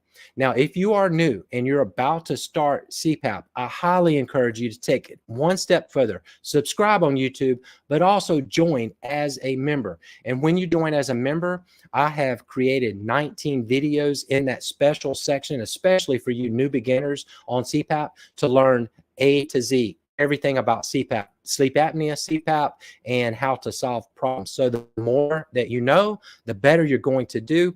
And I know there are so many people who wish they had known more at the beginning of their CPAP journey. Number four, sleep position matters. So I don't know if you watched our video from last week. Last week, I did a video that detailed a lot of really good information about Do you sleep on your back, on your side, on your stomach? And how do you make that work with your CPAP mask? Well, the answer to that is really, it's best to sleep on your side. And whether it's your right side or your left side would be mostly determined by do you have any stomach issues, digestive issues, or do you have any cardio issues, heart problems, etc. So definitely check out that video as well. But in a nutshell, if you're having stomach issues, you're better off on your left side. If you're having cardio issues, you're better off on your right side. And that video details it a lot better. But sleeping on your back is not the best way. And the reason is because you know, gravity is going to cause that CPAP or that apnea situation to be even worse. So anything you can do to alleviate the sleep apnea, if it's something as simple as sleeping on your side, then that's definitely what you would want to do. Now, number three, chin strap, mask liners, strap covers. These are items that you can purchase, prescription not required, but they can make a huge difference. We talked at the very beginning about leaks, and leaks are probably one of the most important problems to solve. Obviously, if there's a leak, then the amount of pressure you're getting into your airway is not going to be the pressure that the machine is trying to drive, the prescribed pressure. So mask liners are real good at not only providing another layer of comfort, but also they do help with leaks. So a mask liner is simply a piece of cloth that outlines whatever the shape of your CPAP mask is. They make all kinds of different mask liners, but whether it's a full face, and it just is a barrier between your skin and that silicone mask, makes it a lot more comfortable, eliminates or at least reduces leaks tremendously. Strap covers are just covers that can be purchased that go where the straps go, you know. So like if you, let's say you work at an office and every single time you're showing up in the morning at the office and you got these lines on your face, well, that's not fun. So, you know, you can get the strap covers that will eliminate that problem. Also, it does make it more comfortable, a little more cumbersome. So I'm not sure. It kind of depends on you and what your basic idea is. You know, is it that you're looking for more comfort? So chin straps are actually wonderful. The one that I recommend is called the Knightsbridge chin strap. If you can get them right now, there are some problems going on with that company. I don't have a supply of them. However, try to find them if you can. Knightsbridge chin strap. And the reason they are so much better than other chin straps is because it pulls straight up versus pulling this way. And so they're a lot more comfortable and a lot more effective. So that is the Knightsbridge chin strap. All right, we're rolling right along. Number 2, things that I wish I knew before I started CPAP. Narrow the pressure range. So if you guys are out there and you use APAP, APAP stands for auto positive airway pressure versus CPAP is continuous positive airway pressure. So a CPAP is one pressure. It's the same pressure whether you're breathing in or out. It's the same pressure all night with exception of the ramp in the very beginning. But a narrowing of the range of pressure is crucial if you're on APAP, because what an APAP does is it can be set at, usually they're set at a very wide range of pressure in the very beginning. That's especially if there was no in-hospital type of sleep study. That means that you have never used CPAP before, and here it is coming in the mail. Well, if you get it that way, then the only option that they really have, they don't know what your best pressure is. So they're going to set it at 4 and 20, or maybe 5 and 20, a very wide range of pressure. And that was thought to be just fine, you know, a year ago, 2 years ago. But recently we have started realizing that when it's a super wide range of pressure, you know what happens? The machine is designed to, as you're sleeping, it is looking for your best pressure. It's going to seek out how much pressure do I have to supply in order for this person to not be having an apnea. Does that make sense? So it's going to run, if it's 4 to 20, and it's going to run at 4.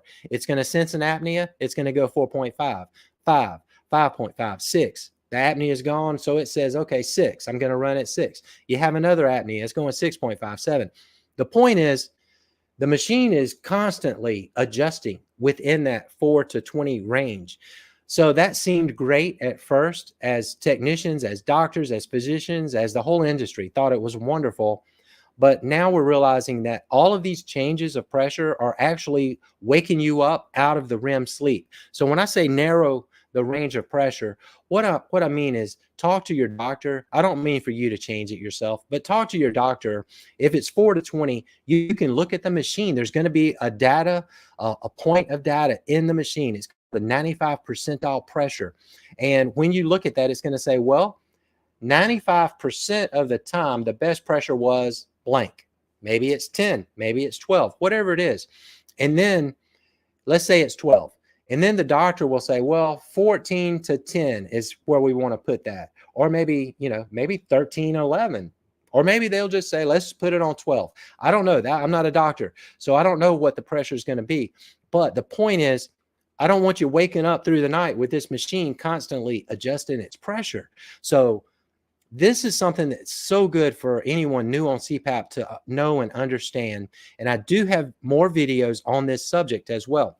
So make sure that pressure range gets narrowed, and it's going to make a huge difference.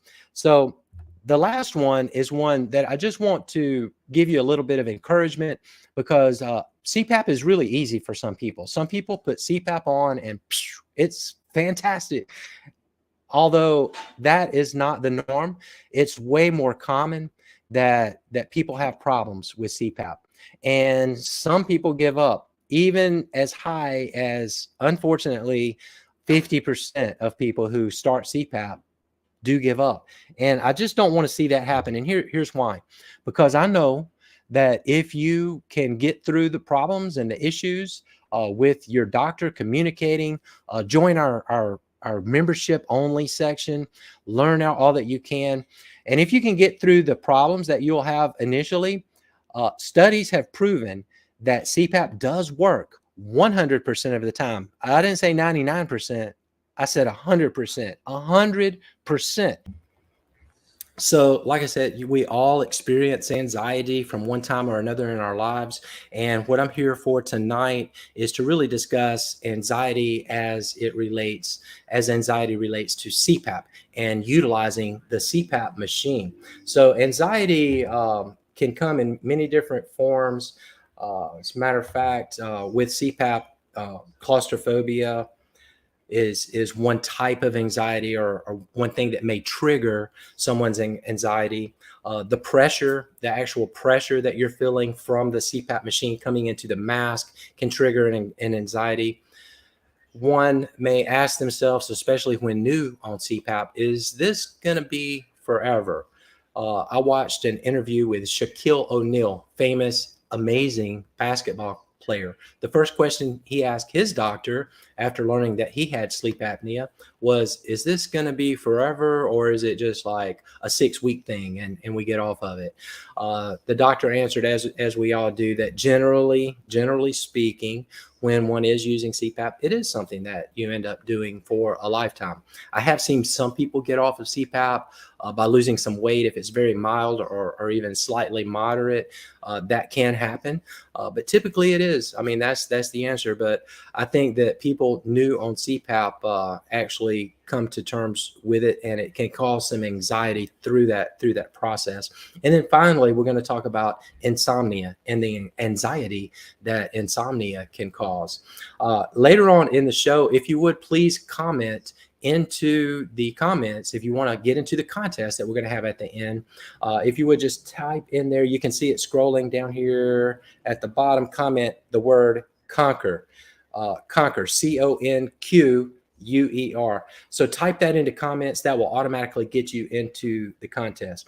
All right, well, let's get into it. All right, first thing I want to talk about is claustrophobia. That's probably the most common type of anxiety that people have when just trying to get acclimated to the CPAP mask. So with the CPAP mask,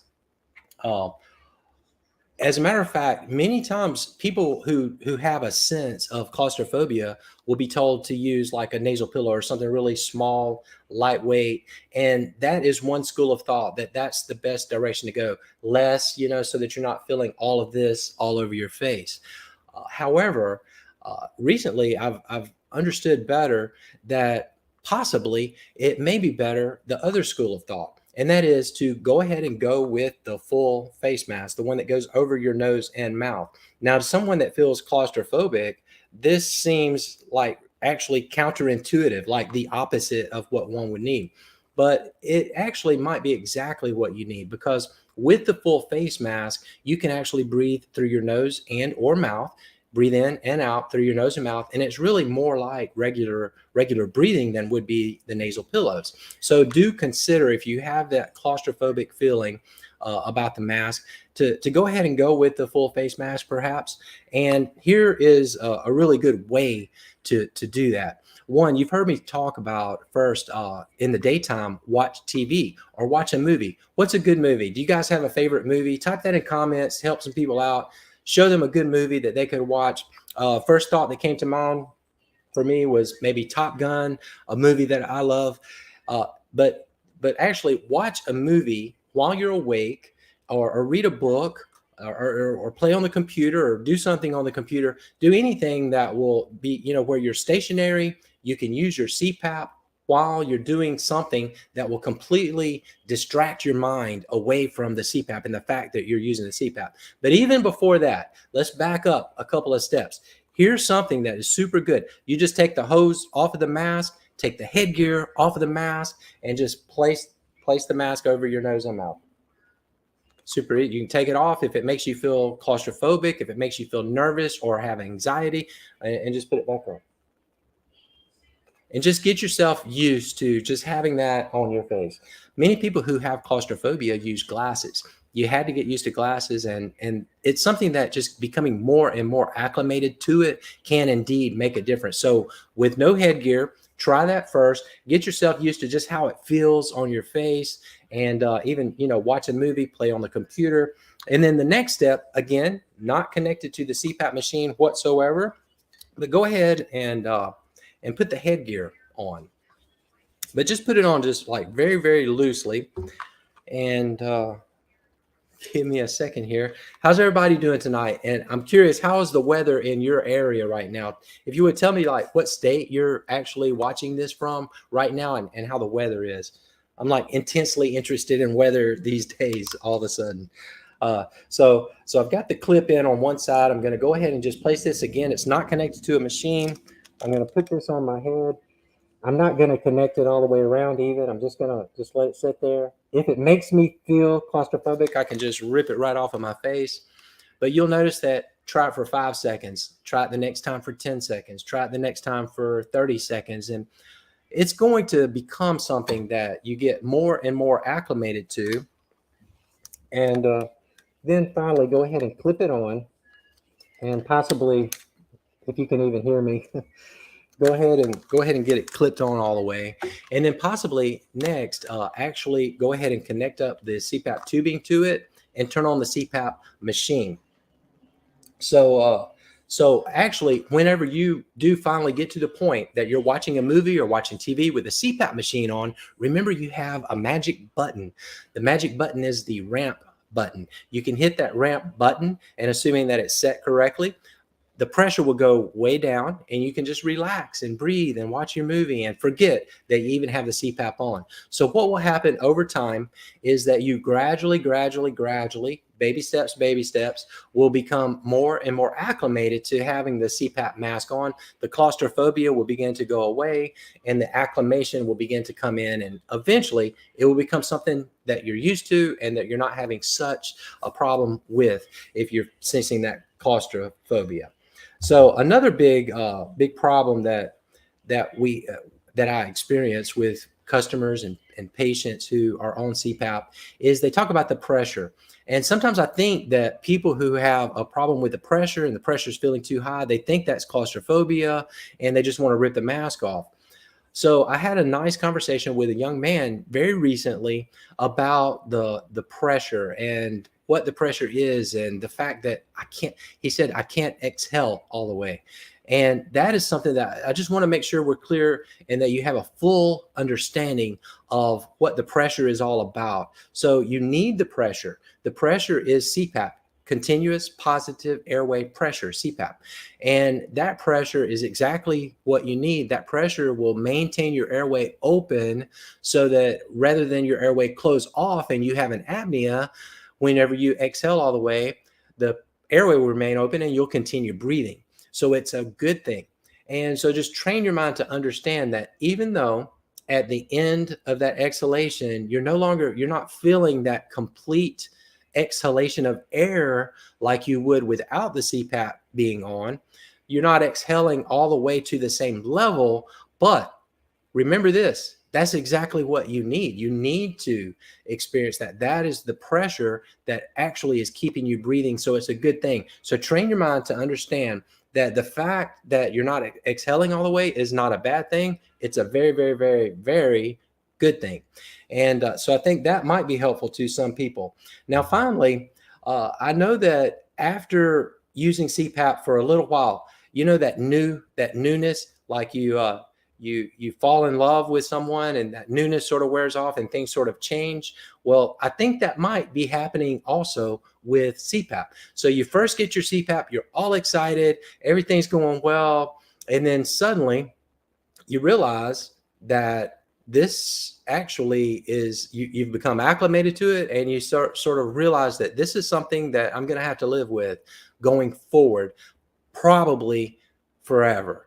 And I do believe that that can actually cause some anxiety for people, especially in the first couple of weeks to couple of months of using CPAP. The realization that all of a sudden, hey, this is it. I've got to use CPAP.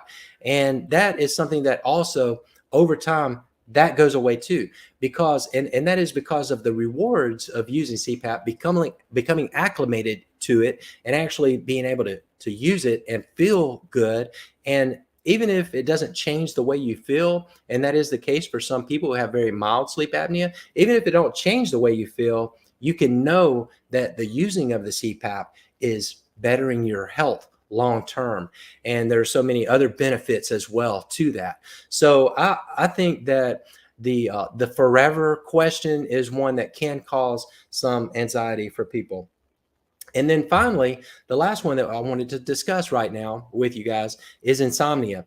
Now, here are the tips. If you are just having a lot of trouble falling asleep, you've done the tips on getting acclimated to the mask, and still when it's time to go to bed, you put the mask on and you're feeling this pressure, difficulty falling asleep.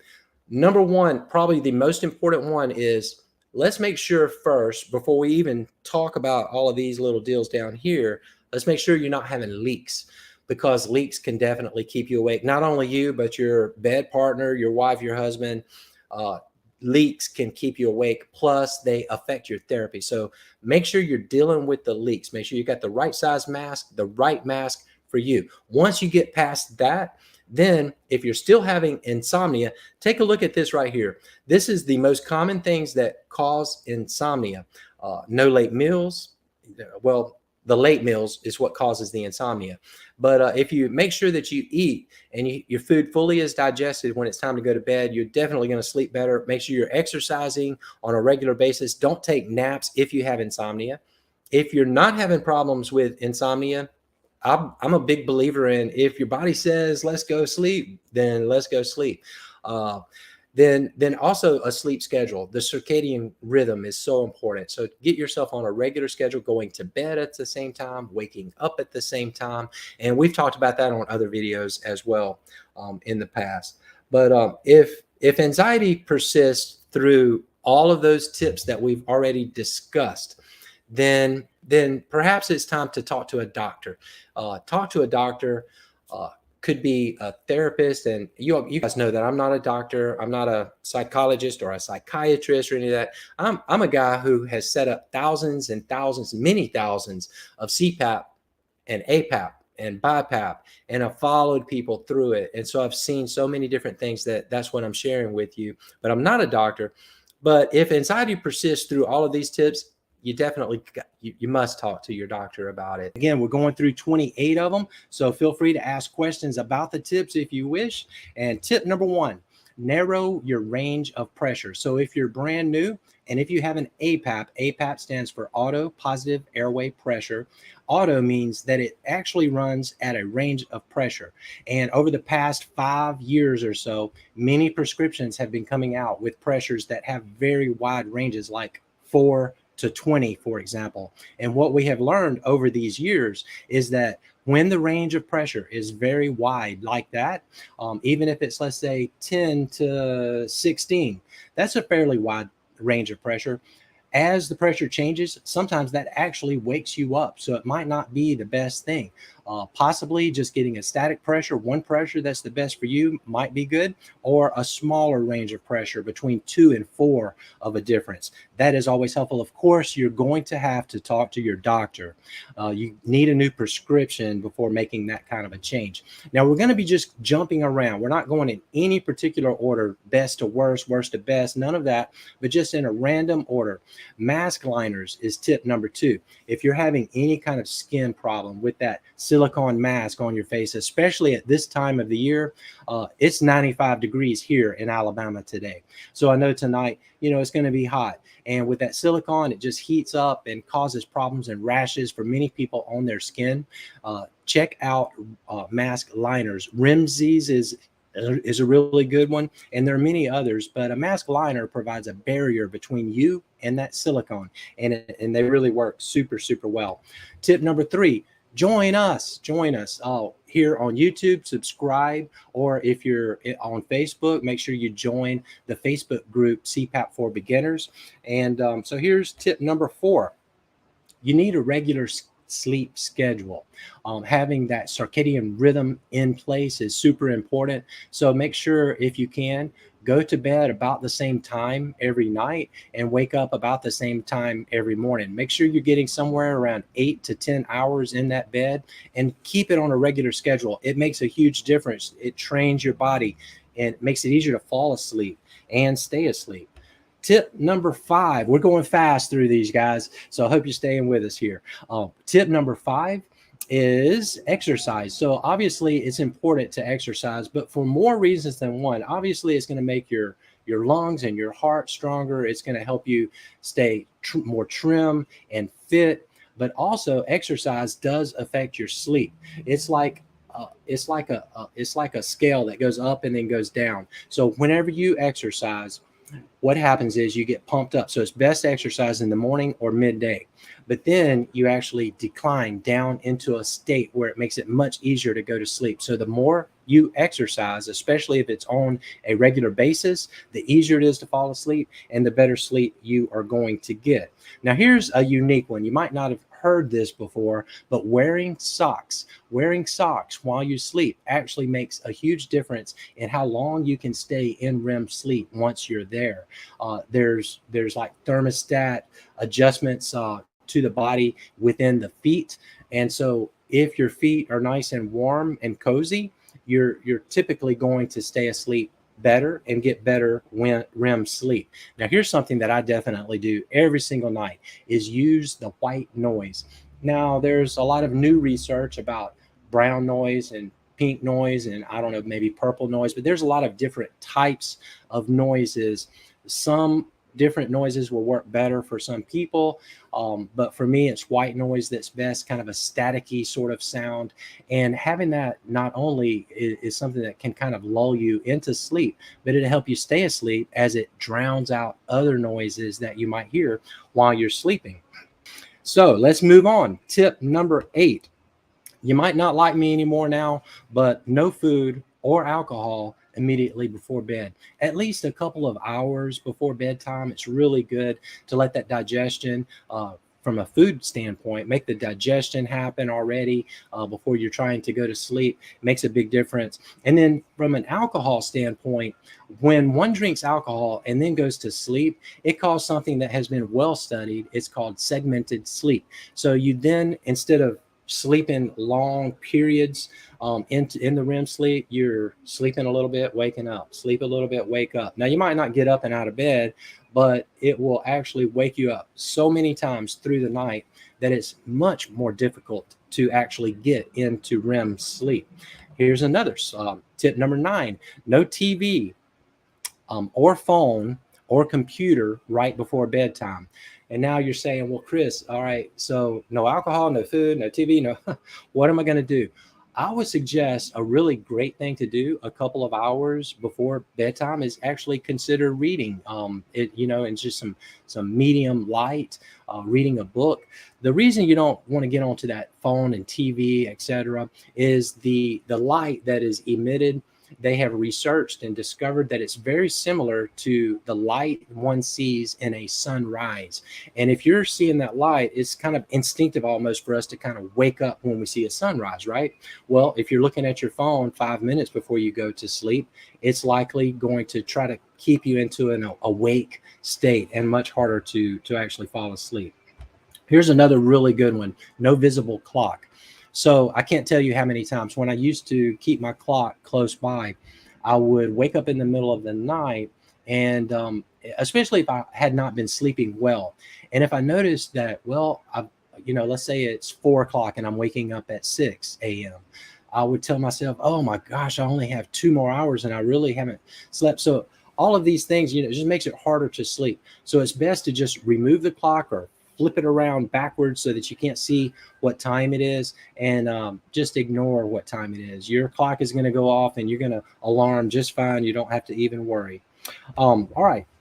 Tip number 11, keep that mask clean. So a dirty mask is a leaky mask. If it's getting the oils from your skin onto the silicone, it's going to, not only will it get hardened faster and much more difficult for it to actually create a seal, but also if you have that oil from your skin, it just makes it much harder for the mask to actually seal up. So washing that mask with warm soapy water on a regular basis, daily, ideally, if you can, and just keeping it clean, I promise you it will seal better. Now, eventually, whether you keep it clean or not, the silicone begins to harden over time, and it becomes more and more difficult to actually keep it and make it seal. So eventually you have to just change out the mask. But in the meantime, keeping that mask clean definitely creates a better seal. Tip number 12 out of 28. Tip number 12 is use your CPAP while watching TV. Now, this is a particularly useful tip for those who are brand new on CPAP. If you, let's say you just got your CPAP in the last week or two or month or so, and you're just having a lot of difficulty acclimating, just getting used to the whole idea of having a mask, a hose, all of this pressure coming in. Well, watching TV is something that is very distracting. So you can, not even intending to fall asleep, you just go to your sofa, your recliner, put a good movie on, and put your CPAP mask on. You don't even have to put the headgear on. You can just hold the mask if it's brand new and you're just getting used to it. Just hold the mask and watch a good TV show or even a movie. What you will find is that eventually you'll go ahead and put the headgear on, make it snug, just as if you're going to sleep. Watching this movie will distract you so much that you will become acclimated to the breathing with the CPAP, and it makes it a whole lot easier. Not to mention, if you need to get hours in on the CPAP, it's helpful in that respect as well. All right, so now tip number 13, don't adjust your own pressure. Now, there may be others on YouTube or Facebook that will tell you how to adjust your pressure. Many of you probably already know how to do that. I don't recommend doing that, and here's why. It's because you don't know what you don't know. I'm not a doctor, so I don't adjust people's pressure. I only adjust pressure based on a prescription, because they have studied and they know the things that we don't know that we don't know. So you just never know what changing a pressure might do in other respects. So it's always, always best to go to the sleep physician and make sure that if you want a pressure change, they typically will let that happen and do that with you. And plus, it keeps them in the loop. And again, you don't know what you don't know, and they likely do. So they may have other ideas as well, other than just changing the pressure. So I just highly recommend, don't ever change your own pressure. It can lead you down a path that is not productive. Tip number 14, be sure that when you are filling that heated humidifier, that you're using distilled water. Using distilled water.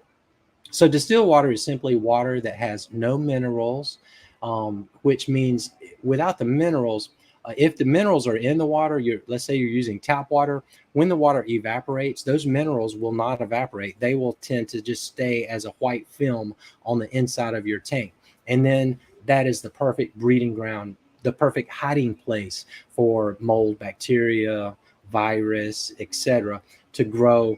And it's hard to clean too because it's sort of calcified, very difficult to clean that. So using distilled water will keep your humidifier cleaner and help you have a much lower chance of getting a sinus infection due to that. So it's worth it to use the distilled water, making the trips to the store for the gallon jugs. 15, keep the CPAP slightly lower than your head. So this again is for a new CPAP user. And on our Facebook group, I've noticed that there are quite a few people talking about having the CPAP just it kept falling off the table, so I just put it on the floor. Not really a good idea at all to put it all the way down on the floor for a couple of reasons. It shortens the hose so much that you may pull that and cause that water to slosh into the machine. Bad. That's going to tear up your machine. Secondly, now my house is clean. I'm sure your house is clean. So, but however, no matter how clean your house is, there's dust on the floor. And so that dust is just going to accumulate in your filter and just make everything dirty faster. So get it up off the floor, but make sure you don't bring it up too high. You want your machine actually lower than your head. And the reason for that is so if there is any water rain out in the tubing, or if you happen to tilt that machine, the water can't run all the way up into your nose and or mouth. So just slightly lower than your head is the perfect position on your bedside table. Tip number 16, be sure your mask size is correct. This is probably one of the most common problems that I see in CPAP use. So on our website, you can look at, we have different masks on our website, and there should be a sizing gauge that you can print out and actually use the piece of paper to make a measurement from here to here if you're using a full face mask. If you're using a nasal mask, your measurements are from here to here. And taking these measurements will tell you what size is best for you. So it's super crucial to use the proper size mask. Obvious reasons, you don't want leaks. Leaks cause apneas. All right, tip number 17, start off every night with CPAP. So you want to be sure that every single night you at least start off using the CPAP. Now, don't beat yourself up if you're brand new on CPAP, especially. If you're just getting started, maybe not acclimated, start the night off every single night. And within about a month of doing that, you'll be sleeping all the way through the night. Perhaps in the beginning, you may only get an hour or two, or maybe you never fall asleep and you just end up taking it off. Now, I don't recommend taking it off at all, but I'm just telling you that a process, a method of helping you get used to it is to make that commitment to at least start the night off using the CPAP. And then naturally, what will happen is you'll just get better and better and better at it and sleeping all the way through the night. As a matter of fact, you'll come back and say, you know what? No, you can't take my CPAP away no matter what. Tip number 18, dry mouth. Now, regarding dry mouth, we got a couple of different things I want to tell you about. One is Xylamelts. That's a common throat lozenge type of thing that just helps keep your mouth moist through the night. Also, you don't want to be dehydrated. So if you're going to bed dehydrated, then you're going to more likely have a dry mouth. So make sure you're drinking plenty of water. And also, your mouth might be coming open if you have dry mouth. So try a chin strap. We have chin straps on our website called Knightsbridge chin strap. More on the way. We're out of a few different sizes. But check out the Knightsbridge chin strap. They are absolutely wonderful. So, okay, sleep position. Now we have a few different things I want to say about sleep position. It's okay to sleep in any position. However, there are some that are better than others. So would you want to sleep on your back? No, not really. Unless you have to sleep on your back. So sleeping on your back, it allows gravity to push down on your tongue and these other anatomical parts that increase apneas. So sleeping on your back is really not recommended if you can sleep on your side. But what about your right side? Well, that's a maybe. However, it's not the best. The very best side to sleep on, and this has been studied, especially for people with sleep apnea, always best to sleep on your left side. It allows digestion. It's better for your respiratory. It has to do with where your heart is and where your lungs are. And so sleeping on your left side is definitely the best way to go. Tip number 20, join a Facebook group. Now, there's actually 3 Facebook groups that I want to talk about. One is CPAP for Beginners. That's our Facebook group that we sponsor. Another really super good one is called CPAP Therapy. Check that one out. The members there have a lot of really great answers for people. It's a lot of fun to be there. And then thirdly, CPAP support group. Now, there are actually a couple of those, and both of them are good. I'm a member of all of those, and I think they are all wonderful. Tip number 21, check out CPAP Academy for Beginners. Now, that is a program that we set up here. There's a small fee involved. You get 7 nights of information, constant videos, and tests. Now, the videos are, I guess you could say they're good. They're good informational videos, but the tests are really where it's at. Whenever you take the test at the end of each video, you're going to be learning all the way from A to Z about CPAP, things that you may or may not have already heard, most likely not, and things that will help you with your CPAP journey to get better and better at it. Tip number 22, moleskin tape. So I'm talking about moleskin tape because so many times I see people, especially right here between your eyes, you're using a full face mask. You maybe have a little thinner skin right there, sensitive skin. You're putting the mask and tightening it up possibly too much. And we're going to talk about that in just a second. But the skin is breaking down. Well, a good solution for that, if your skin is breaking down there, is to go to pretty much any CVS, Walgreens, and buy something called moleskin tape. Cut out a piece, tape it there, then put your mask on. It provides a barrier between your skin, and it's breathable. And then when you wash your face in the morning, and when water contacts the moleskin tape, it's just going to pop right off of there and not damage your skin. So really love moleskin tape, and that's kind of a little kind of low key hint, as well as is this one, tube socks for rain out. So they do sell for your CPAP tubing insulation that goes on the outside of the tubing. But if you don't want to buy that, you could actually just use tube socks. Cut the toe out of the tube sock and run that on the outside of your CPAP tubing all the way from the machine to your mask. Use maybe rubber bands or something to hold it in place, especially in the winter time. That's going to be really a great tool to reduce some of the rain out. Tip number 24, we're rolling right along. The CPAP hose lift. I can't tell you how many people have bought those from us and are loving them. So the hose lift just goes to the head of your bed. It's like $15. It has a bar that raises up and a loop at the top. So you run your CPAP hose from your mask through the loop and then down to your machine. It does a couple of things. One, it reduces leaks because there's less weight of the hose pulling on the mask, so you're going to leak less. It reduces the amount of rain out that would run into your mask because the water is going to run the other way on that part of the hose. It reduces the chances of you actually pulling your CPAP machine off of the table if you're a rough sleeper, and so many things. It's just a really wonderful little tool, and I recommend them for everyone who has a CPAP. Number 25, a level neck position. So if you're lying in bed and you're using your CPAP and you have your head way back, that's going to be uncomfortable. If you have your head way forward, you're going to be very likely to get something called aerophagia, which is just where the air pressure actually goes in through your esophagus and into your stomach. So if your head is down like this, you're going to probably wake up with a lot of painful gas and bloating.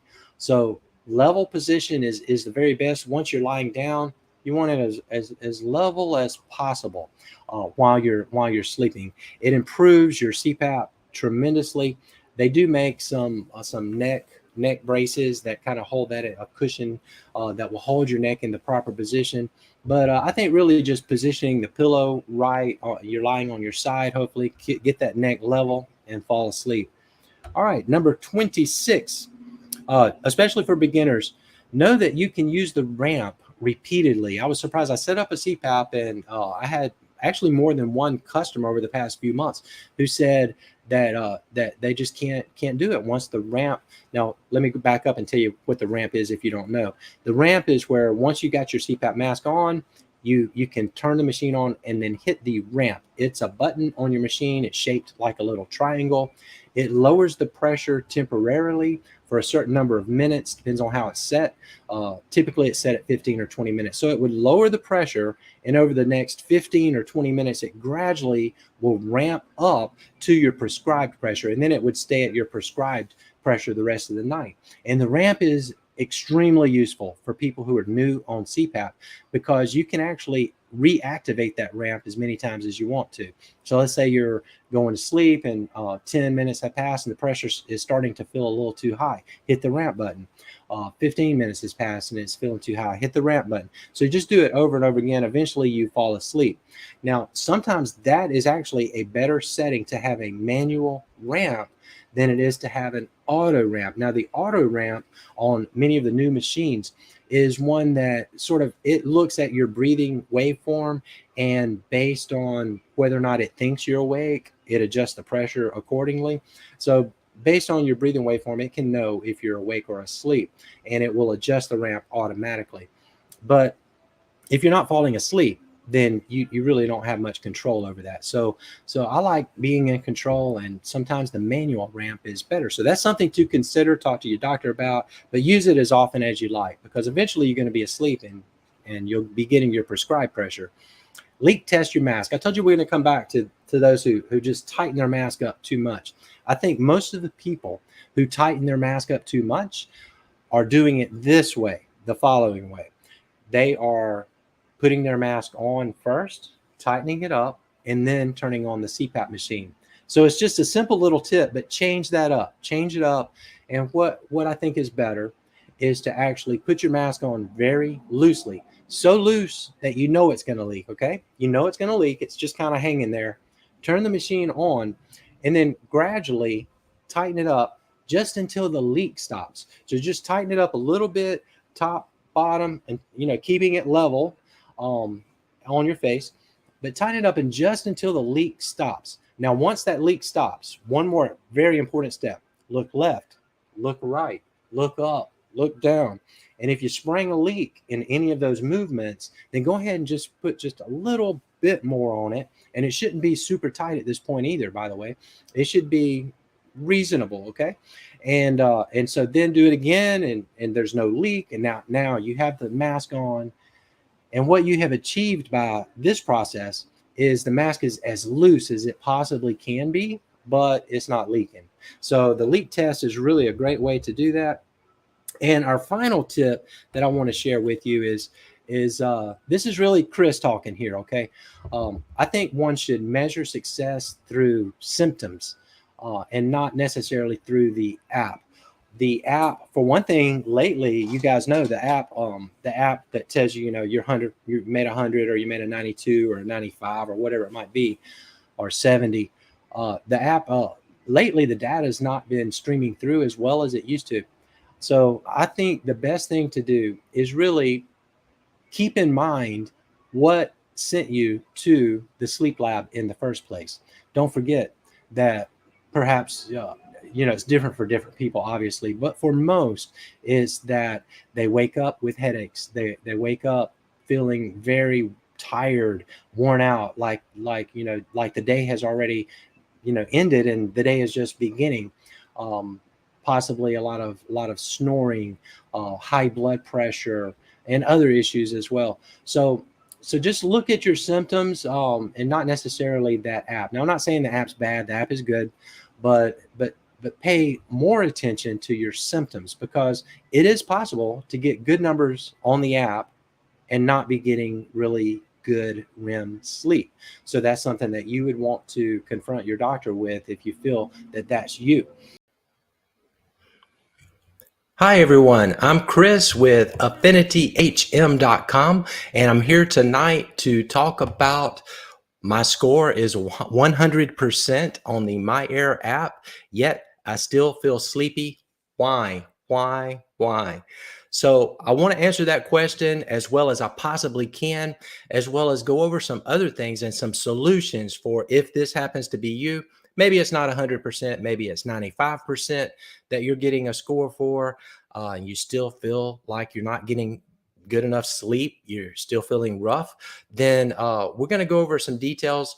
And I would invite you to please, let's start with this. First, if you don't use RestMed and you don't use the MyAir app, that's okay. There's going to be a lot of information in this show tonight that you can use, whether you use that app or not.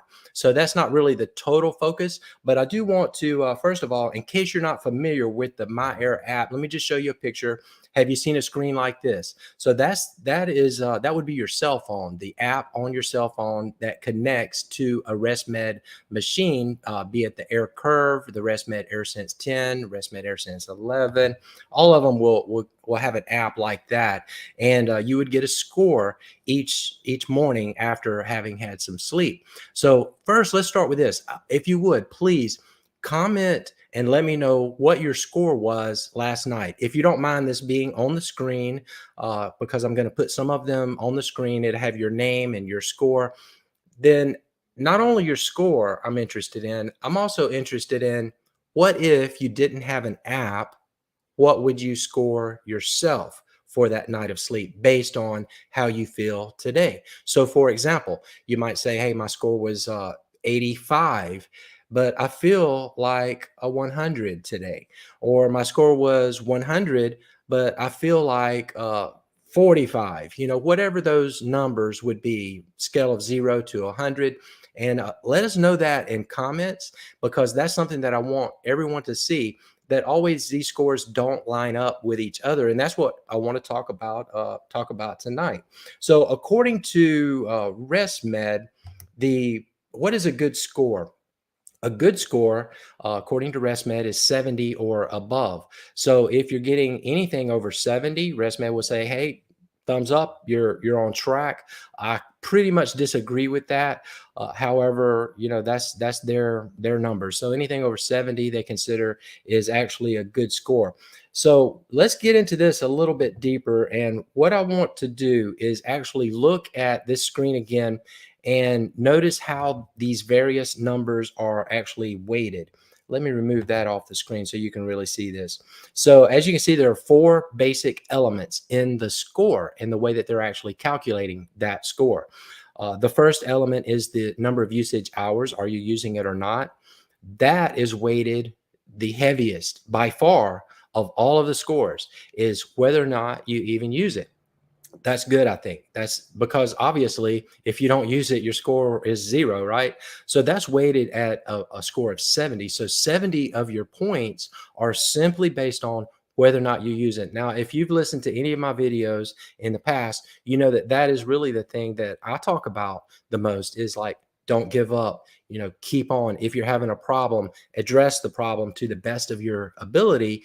Talk to people, get into the groups on Facebook, talk to your doctor, talk to your clinician, the person who set you up. If you're feeling like you can't use your CPAP for whatever reason, reach out and keep using it, solve the problems and keep using it. So I agree completely with that being weighted very heavily at 70% of the total. The next one is good mask seal. And that one is weighted at 20. 20 out of the 100 is based solely on whether or not your mask is sealing up. Are you having leaks?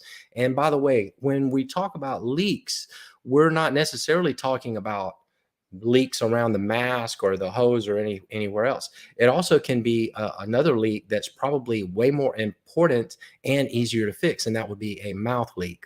How do you know if you're having a mouth leak? You might be having a mouth leak. Obviously, if your mouth's coming open and you have just a nasal device, then you're going to have a mouth leak.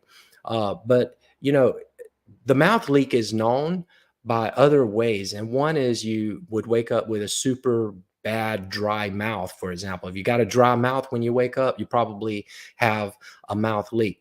Also, you can look on the app. And so I'm just showing you the main screen on the app, but actually it's got a lot of other information. It'll show you if the leak was continuous all night, if it was up and down.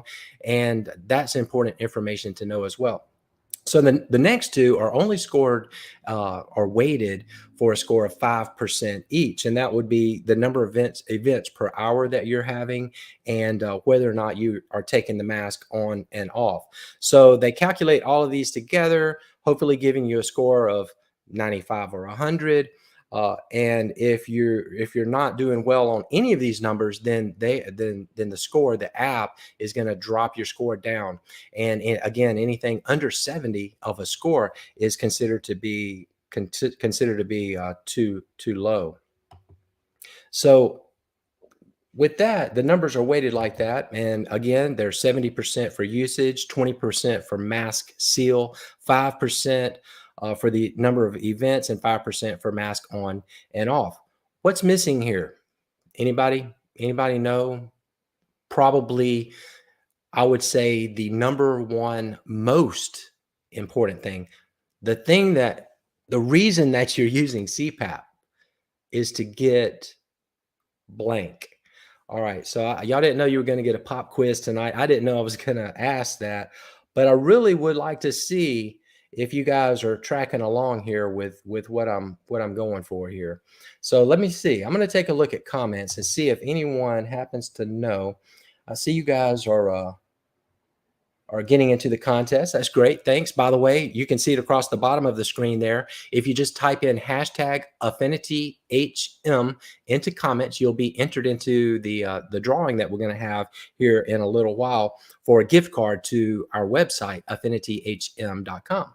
All right. So nobody knows what the blank is in the sentence. Let me put that back up. Actually, it's still up there. So out of all of these items, the item that's missing from this, and probably would be the answer to your question of my score is 100, yet I still feel sleepy, is there's no REM sleep measurement. So here's the fact, is that if you're using CPAP, you're using it all night, you're not having any leaks, you're not having any apneas and hypopneas, and you ended up with a score of 100. Let's say you don't even take it on and off through the night, you get a score of 100. There's no measurement of how much REM sleep you're actually getting. So the reason I'm bringing this up is because with REM sleep, that is the thing that makes you feel energetic, and your mental stability and acuteness is great. It's when you get the REM sleep. And by the way, in roughly an 8-hour normal night of sleep, one would hopefully get about 4 hours of REM sleep. And let me tell you what, if you're sleeping 8 hours and you get 4 hours of REM sleep, you're going to feel fantastic. That is completely adequate. Marines, for example, whenever you're in the Army or the Marines and you only sleep a few hours a night, your body can actually be trained to get into REM sleep faster and get just in a 4-hour sleep all the REM sleep you need. So some people can actually sleep just 4 or 5 hours and feel great the next day. I'm very jealous of those folks, and they are few and far between. And I'm not recommending to try to just sleep 4 or 5 hours. I'm just making a point that the REM sleep is the thing that is the most important. So what if you're getting a really good score on your My Air app and you still don't feel good? My guess, and it is a guess, so you're going to want to run this by your doctor and your medical professional, but my guess is going to be that you don't have enough REM sleep. So why would you not have enough REM sleep? There's a couple of things. Now, one is, this is what you can do if you're getting a good score and you still feel bad. Develop a sleep schedule. Don't drink caffeine or smoke cigarettes later in the day. Avoid alcoholic drinks at night. And we've talked about this with the segmented sleep. Put together a relaxing sleep routine before bed. And I've saw in the group somebody that was having a lot of trouble. And this young lady began to just like take a warm bath before going to bed, and some music, and just kind of relax. And also the environment of your bedroom, make sure you've got a nice bed with clean sheets and blankets and dark, maybe some of those blackout curtains are really nice. And we've also talked about temperature. So the temperature in the room for the best sleep for most human beings is right around anywhere between 67 and 68, 69 degrees. Maybe a little different for you, but a cold air room is always really good for sleep. And then if you can't sleep, if you're lying in bed and you're unable to fall asleep, then consider just like you're not feeling sleepy. Like, I just don't feel like, go ahead and get up out of bed, turn off your CPAP machine, go into another room, stay quiet and stay dark. But of course, maybe get a lamp and do a little reading, do something that's quiet and limited amount of light for a while, and you'll begin to get sleepy. And when you do get sleepy, go back to bed and you'll find it's a whole different story the second time around. Just don't eat anything, like don't drink anything, don't eat anything. And that should definitely help. So now there are also, in addition to those, one more, and it actually is a pillow. It's a simple solution, but if you have a pillow that's more than about a year old, it's a good idea to get a new one. And by the way, on our website, we do have CPAP pillows. They're adjustable in thickness, and they also have a little cutout so that your CPAP mask doesn't push up over the side. So those CPAP pillows are really fantastic.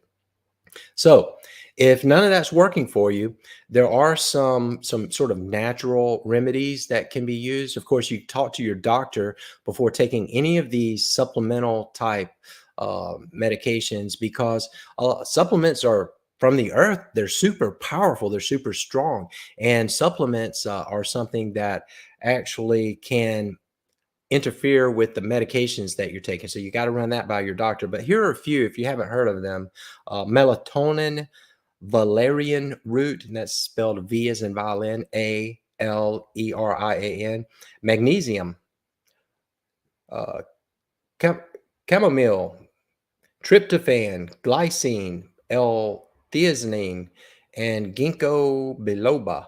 So those are some things, maybe run that by your doctor. But if you're getting a good score, but you still feel bad, that means it's got to be something different other than the CPAP that's causing you some problems. So hopefully you guys are in the contest. Instead of doing a product review tonight, I wanted to appeal to you to possibly consider joining the CPAP group. It's titled CPAP for Beginners on Facebook. It's growing, it's blowing up. I mean, there's just tons of people on the group. As a matter of fact, this video is going out to the group right now, and I hope you guys are watching, and I hope you're getting something valuable and beneficial from watching these little videos that we do every Thursday night. And if you haven't already joined that Facebook group, please join it and contribute. Either ask questions or answer questions. And it's going really well. And I believe that a lot of people are being helped by the answers that are given, because the answers that I've seen are absolutely fantastic. Spot on, you guys. You're doing a great job with that. Thank you for that. And then also, if you haven't already, please do subscribe on YouTube. Our YouTube channel has grown tremendously over the past months and over the past year. And I just love being able to come here every Thursday night. Plus, we do other videos too. And just try, my goal is to just try to get information to you that would be helpful. How to relax and sleep better with CPAP. And even if you don't use CPAP, I'm going to show you guys some techniques, some breathing techniques, some mental techniques that are super successful, proven to work to help you fall asleep. And we're going to talk about CPAP in general. So let's just right into this whole deal. So I know that many of you do perfectly fine with CPAP. No problem whatsoever. No problem. Easy peasy. But for some, and that's who I really want to address initially.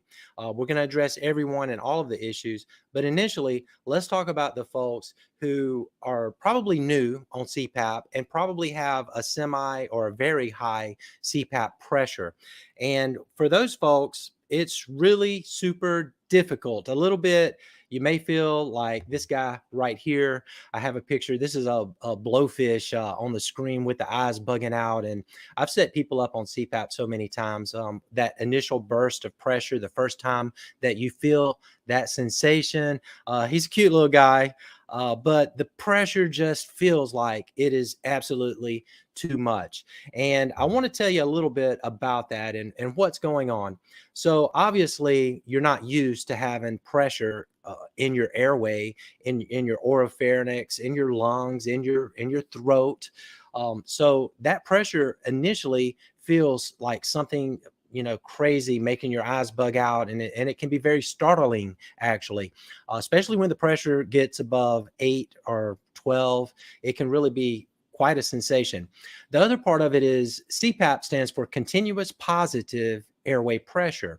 So that positive pressure is going to be continuous. And so what that means is that even when you have completed an exhale with every breath on CPAP, once you've exhaled all of your carbon dioxide out, the exhale is complete, you still have this pressure in your airway.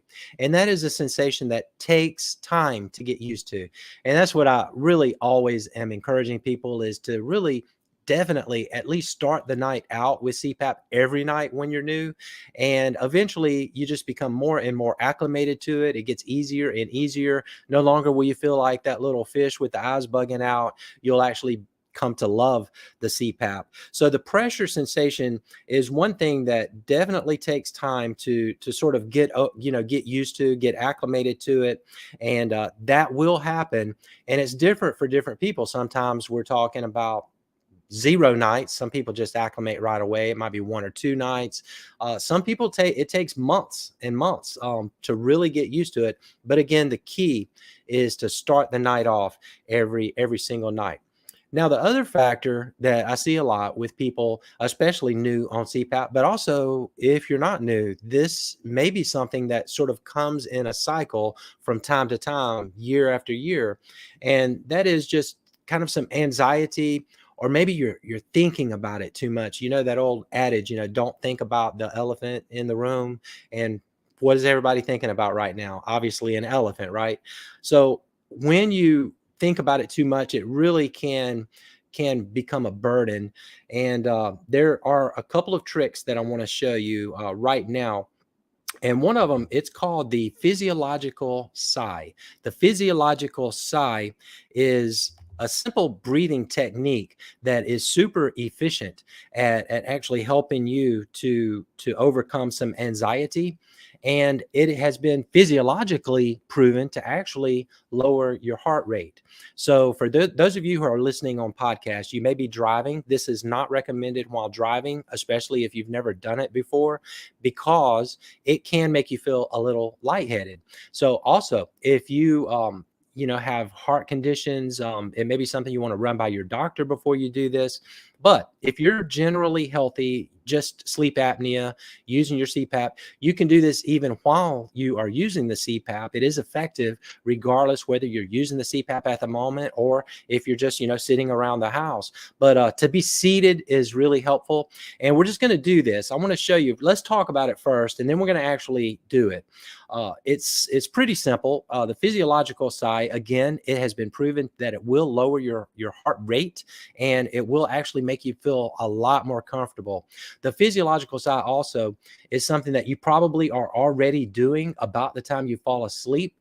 As a respiratory therapy background in the hospitals many, many years ago, I always like to say I used to be a respiratory therapist, but we had a setting on the ventilator, help people fall asleep and relax on the ventilator. And it's just something that we do naturally. It's innate. We're born with this sort of mechanism to help us relax. You might not be aware that you've done it, but you have most likely done this. So what you do is you inhale through your nose, a regular and normal breath. Then at the end of that inhale, you inhale a little more and a little more vigorously.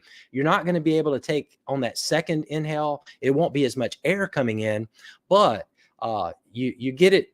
You just sort of are expanding your lungs a little more than you normally would. After that second inhale through your nose, then you blow the air forcefully but slowly out of your lips, and you make a swoosh sound when you do so. So let me just show you. Here's how I would do this, and you guys can try it too. All right, so it goes like this.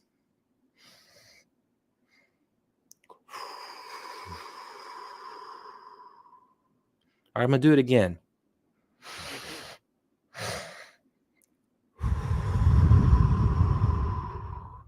So that is 2 cycles right there. So if you're new at doing this, it's recommended to not do it more than 2 times. And honestly, I feel a little bit lightheaded right now. I don't know if it's because we're live on the air or if it's that physiological sigh. But if you've done it and you are practiced at doing this, you can do 4 cycles of this and you will be so relaxed that it should help you to fall asleep, even while you're using your CPAP again. So the physiological sigh, and you can look that up and Google it and look at studies that were done. You'll find it to be super, super interesting. Now, here's another one, and actually, I like this one a little bit better, and partly because it's not as aggressive. It's just a more relaxed way of breathing in general, and it is called the 4-7-8 breathing technique. And you can see this here on the screen. And so the 4-7-8, it's just a number. So just remember that number in your head tonight if you happen to be having trouble falling asleep. Just remember the 4-7-8 breathing. You're lying down, you're on your CPAP, or maybe you don't use CPAP, but you would breathe in. These are seconds. So you breathe in for 4 seconds, and then you hold that breath for 7 seconds. And that's the most important part of it right there. And then at the end of the 7 seconds, you exhale through your mouth again, inhaling through the nose and exhaling through the mouth. But the 8 is the exhaling for 8 seconds. So let's do that one time. And I'm just going to count seconds with hand signals with my fingers. And again, make sure you're seated. And if you're driving a car right now, definitely don't do this. All right, so let's go. Ready? Go. Inhaling through your nose.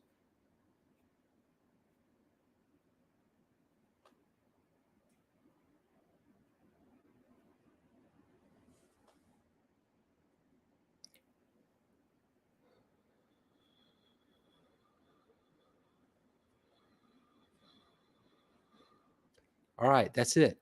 So notice something that is super important about all of this is that the exhale, 8 seconds, is twice as long as the inhale, 4 seconds. That helps you get more carbon dioxide out of your system. It's very helpful. And that's also why you're breathing through your mouth and making that sound.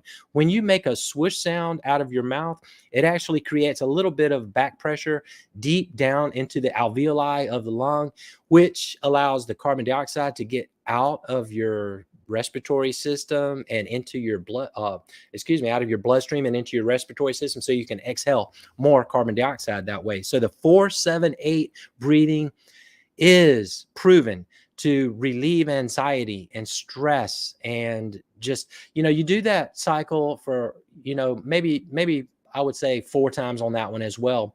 And chances are good that you, if not asleep, you'll be very, very relaxed with the 4-7-8 breathing. Again, it's 4 seconds in through your nose, hold it for 7 seconds, and then exhale, making a swoosh sound for 8 seconds. And that is the 4-7-8 breathing. And again, that is one that I absolutely love very, very much. Now, next, we are going to talk about the military technique for sleep. The military technique for sleep is super, super interesting. It's real. It's something that the military did keep secret for many, many years, but now it's out, and it's a very effective way to actually get some sleep.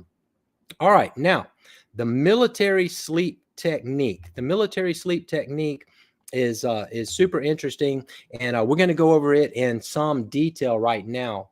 With the military sleep technique, it's real important to, first thing you want to do is you want to prepare your environment. So preparing the environment consists of a lot of different parts and pieces.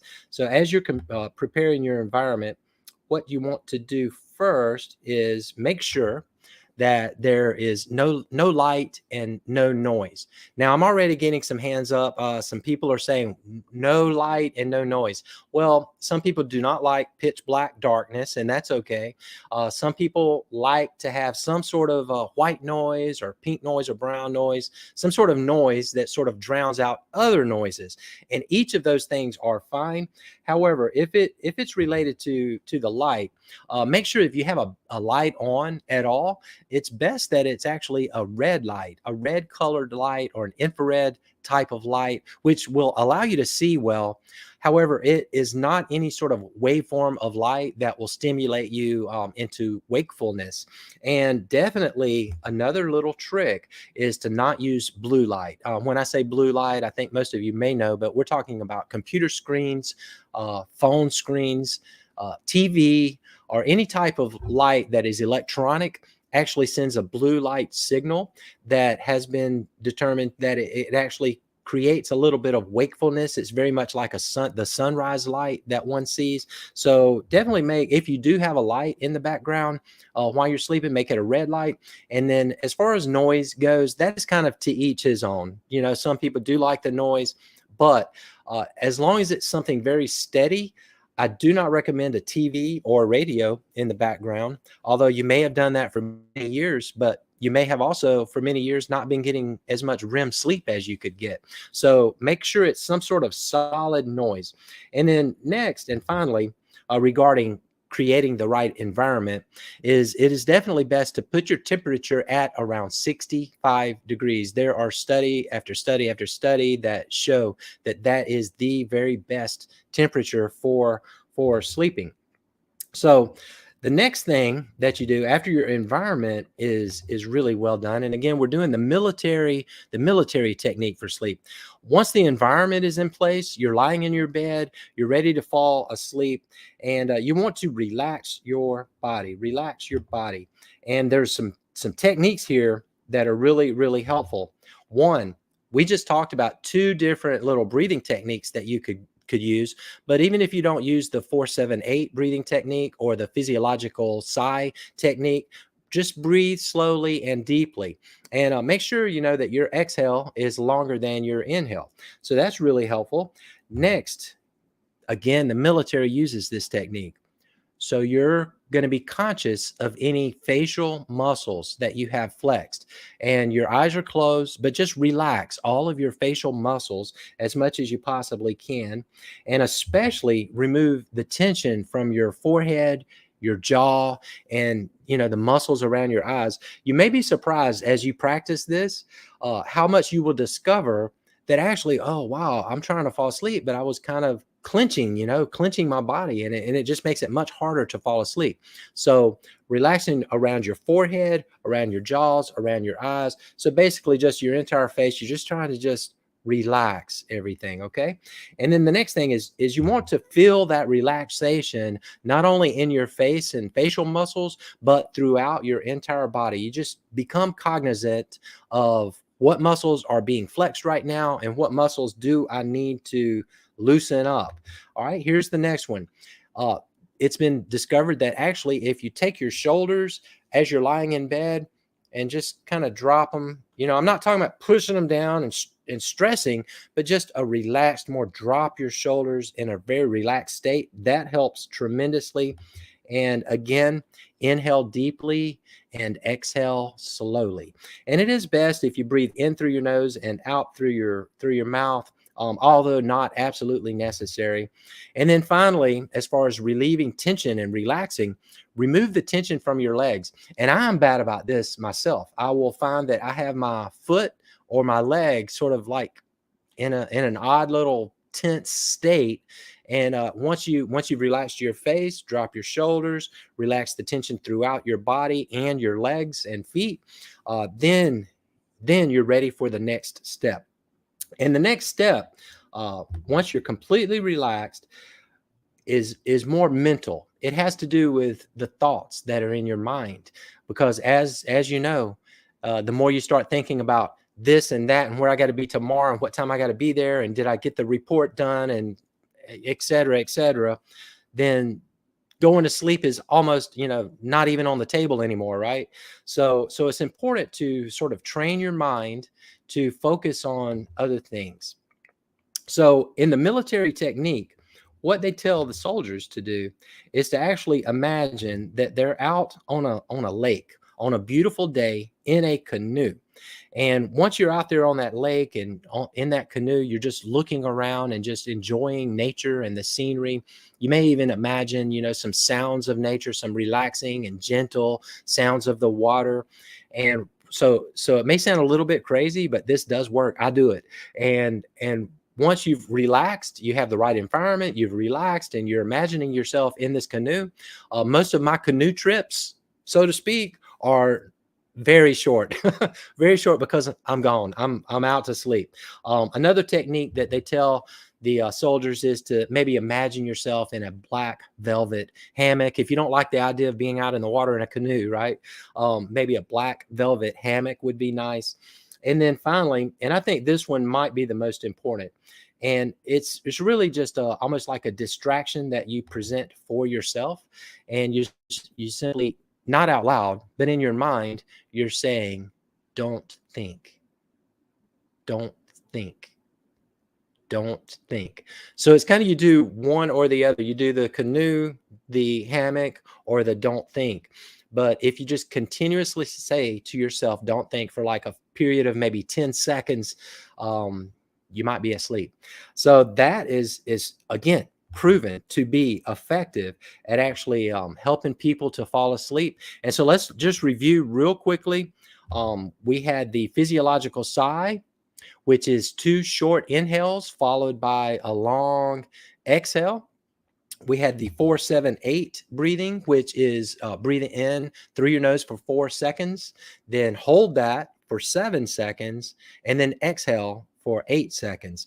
And those techniques are super great. And if those don't work, or maybe do those along with the military technique, where you make sure your environment is right, you make sure your body is completely relaxed, and then you use those exercises with your mind, the canoe trip, or the black velvet hammock, or the don't think, don't think, don't think. And you'll probably fall asleep faster tonight than you ever have, I hope. We're talking about how to stop CPAP mask leaks with an easy upgrade. But before we actually get into that, I want to tell you a little more about mask in general. CPAP mask, whether it's a nasal mask, nasal pillows, or a full face mask over your nose and mouth, they're very fragile, as you may know if you've been using CPAP for a short time or for a long time. The actual seal is what I would call fragile. It's fragile because, I mean, if you get the mask on too tight, what happens? If you get the mask on too loose, what happens? It has to be exactly just right. So anything that occurs through the night, pressure wise, with your CPAP machine, especially if you're on auto pressure, the pressures may begin to rise and lower and change, and that can create leaks. Tugging on the hose can create leaks. Just changing your body position can change leaks. And I have a solution for all of the above for you guys. So what I want to do is actually, let's go ahead and let me take a look at some comments. I've got some video within the video that I'm going to show you here in just a minute. I see Diane is here. Welcome, Diane. Jane, I've mentioned. Loretta's here. We've got Floyd Gilreath. Hi, Floyd. Welcome to the show. And by the way, many of you guys are super savvy. I have set up thousands of CPAPs. You guys have used CPAP for many years. So I would encourage you guys, if you have solutions for those who are watching this video regarding a mask leak, a way to stop a mask from leaking, then please definitely type your wisdom into the comments. Everyone wants to know, and I think it would be super helpful if you guys also chime in to help me out with this. All right, so let's get over here, and first thing I'm going to do is I'm going to do a demo of the actual product that I would like for you to take a look at.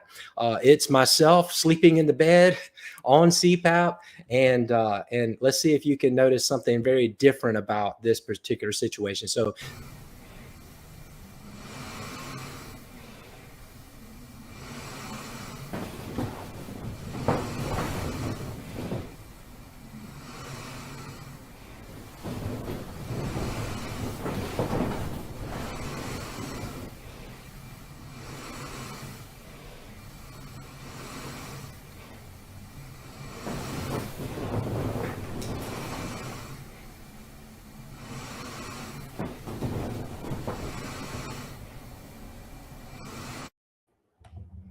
Did you see that? That is called the CPAP lift. Now, for those of you who have used CPAP for a long time, you've seen these CPAP holders or CPAP lifts, and hopefully you guys are using one, because it actually does a remarkable thing to actually reduce the tension on the CPAP tubing. And because of that, because it's not pulling on that CPAP mask, it can make a really super huge difference. I mean, me just in the little demo, I was loving it and enjoying it. And it gives and it sways and it moves with you and goes with the flow. So I think that's pretty awesome. Tell me what you think about the CPAP lift or the CPAP hose holder in comments. And we're going to get to questions and answers here in a little while. Also, at the end, we're going to talk a little bit more about the Philips DreamStation or the Philips Respironics recall of CPAP machines, in case you haven't heard the latest news on that. So also, if you would type into comments, we're going to have a gift card giveaway, hashtag AffinityHM, and that's going to get you into the contest. And we'll be doing that gift card giveaway here in just a minute. Now, I've got another video. This one is 35 seconds long, so check this out. All right. So that's it. You can roll to your left side, to your right side with ease. And look, you can feed the tubing through easily. Now it gives, but it's supposed to give. That's so that it can sort of go with the flow of the tubing. And then the coolest thing that I'll think about it is not only that you have the movement, but now there's no low dip in the tubing. So if there's water in the tubing, it's not going to actually run back to you. Instead, it's going to run back into the heated humidifier. It's going to run back into the heated humidifier. Forgive me for those pajama pants. That was kind of a little bit overkill, I think. But the point is, you got to see that hose holder and how it works, and it is fantastic. By the way, the hose holder is $15. I mean, it's a super inexpensive way to likely solve some problems with your CPAP mask. It just simply tucks in under the bed. Actually, you'll see that here in just a minute. This one is going to show you also how it folds up and how easy it is to operate. So check this out. Hang here, about 1 minute. All right. Also, lastly, the CPAP hose lift is easily transportable. I'm going to show you how to take this hose lift apart and actually give you a better look at the hose lift also. Let's see, get it out from under the mattress. All right, so you can see the whole thing. And I've been asked a number of times, what is this? That is so that you can actually hook your CPAP mask for storage during the day if you wish. But the entire hose lift will go into this little bag right here, believe it or not. It's just the base comes apart like that.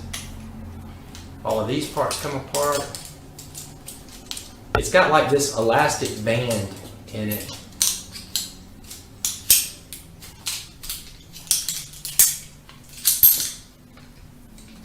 Now the base wants to go back together.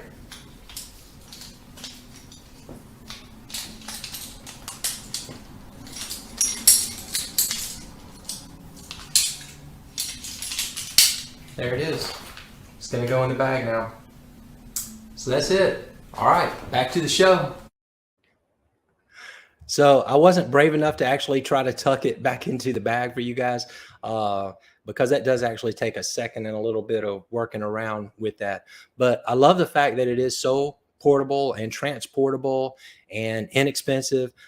And I have seen so many people on the Facebook group, whether it's CPAP therapy or CPAP for beginners. I've seen so many people on the group who have been helped by it. And actually, I'm seeing it in the comments here tonight as well. And I had a customer who actually walked into the shop, bought a CPAP hose holder, and loved it so much that she gave me a call, and it actually 100% made my day. She gave me a call to say how much it helped. And that's what I'm here for. I'm here to help you guys with your CPAP and to encourage you to use it and to stick with it.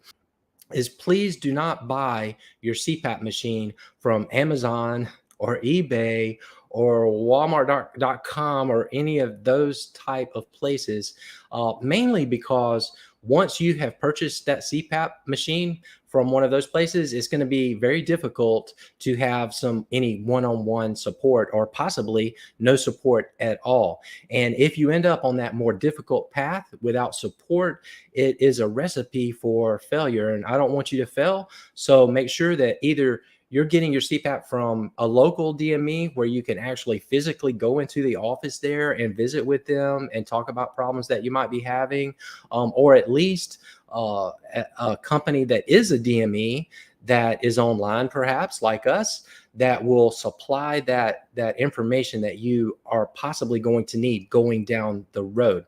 Now, I understand, especially these days, inflation is happening, so every dollar counts, and you save a few bucks on Amazon or eBay, but I honestly don't think it's worth it. It's not worth the few dollars that you would save.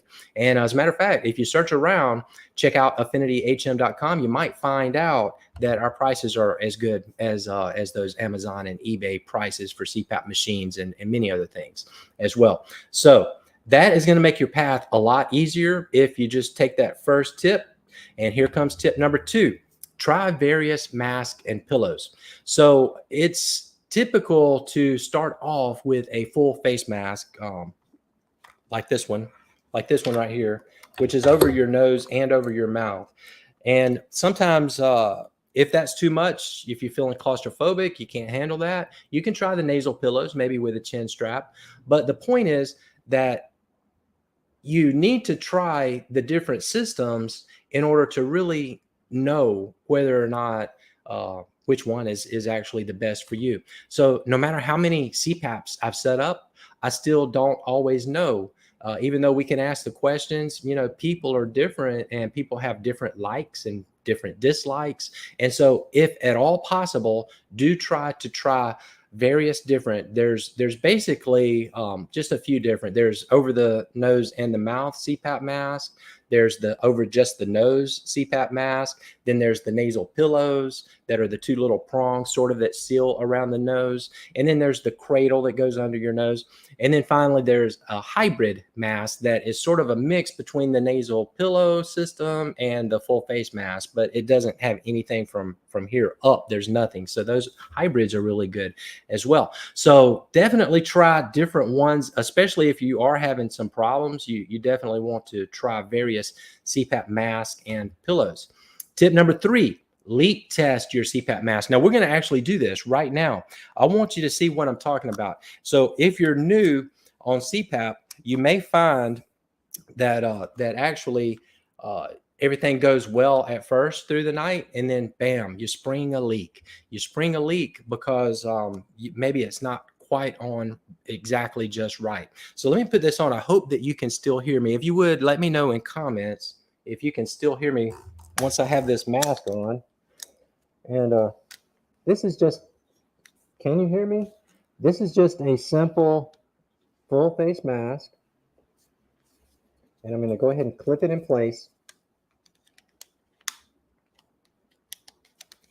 Okay.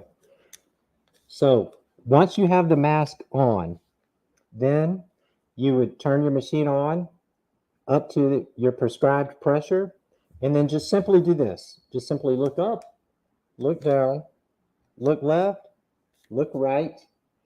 And if during the process of looking up, down, left, and right, if you have a leak during those movements, then you're likely going to also have a leak whenever you do fall asleep.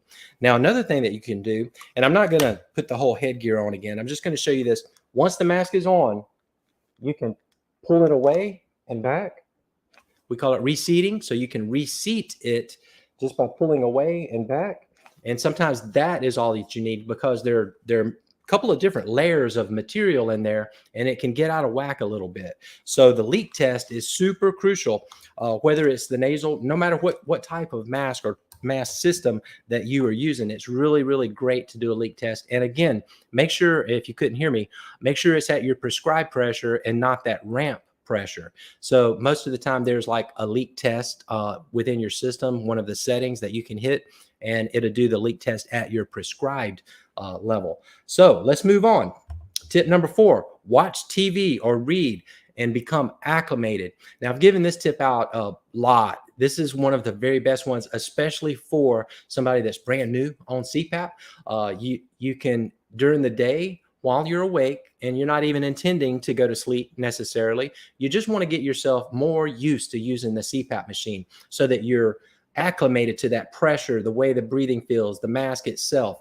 And what will happen is if for an hour or two, watch a movie. I like Top Gun. I think it's a great movie to watch while getting used to the mask.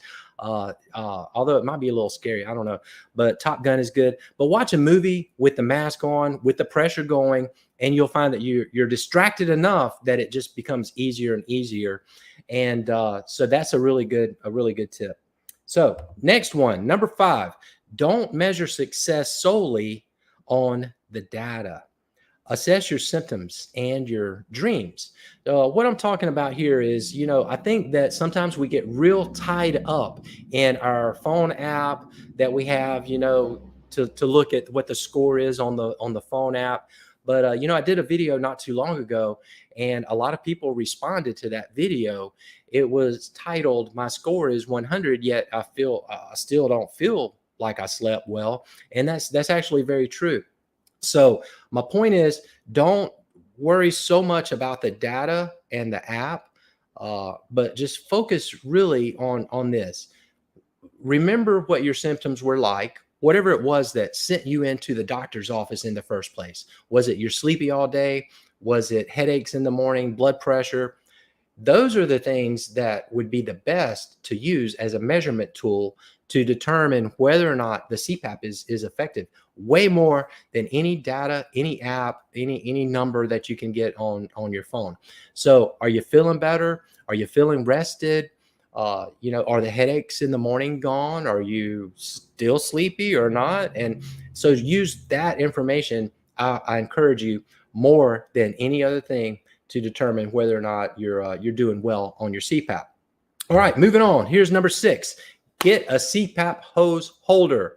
All right. So with the CPAP hose holder, it is actually a game changer. I have a little clip here that I want to show you that I actually tried using a CPAP hose holder in my bed, just to sort of show you what it looks like. It is a metal bar that goes up at the head of the bed that holds the hose up and away from you. So check out this clip. It's very short clip, but I want you to take a look.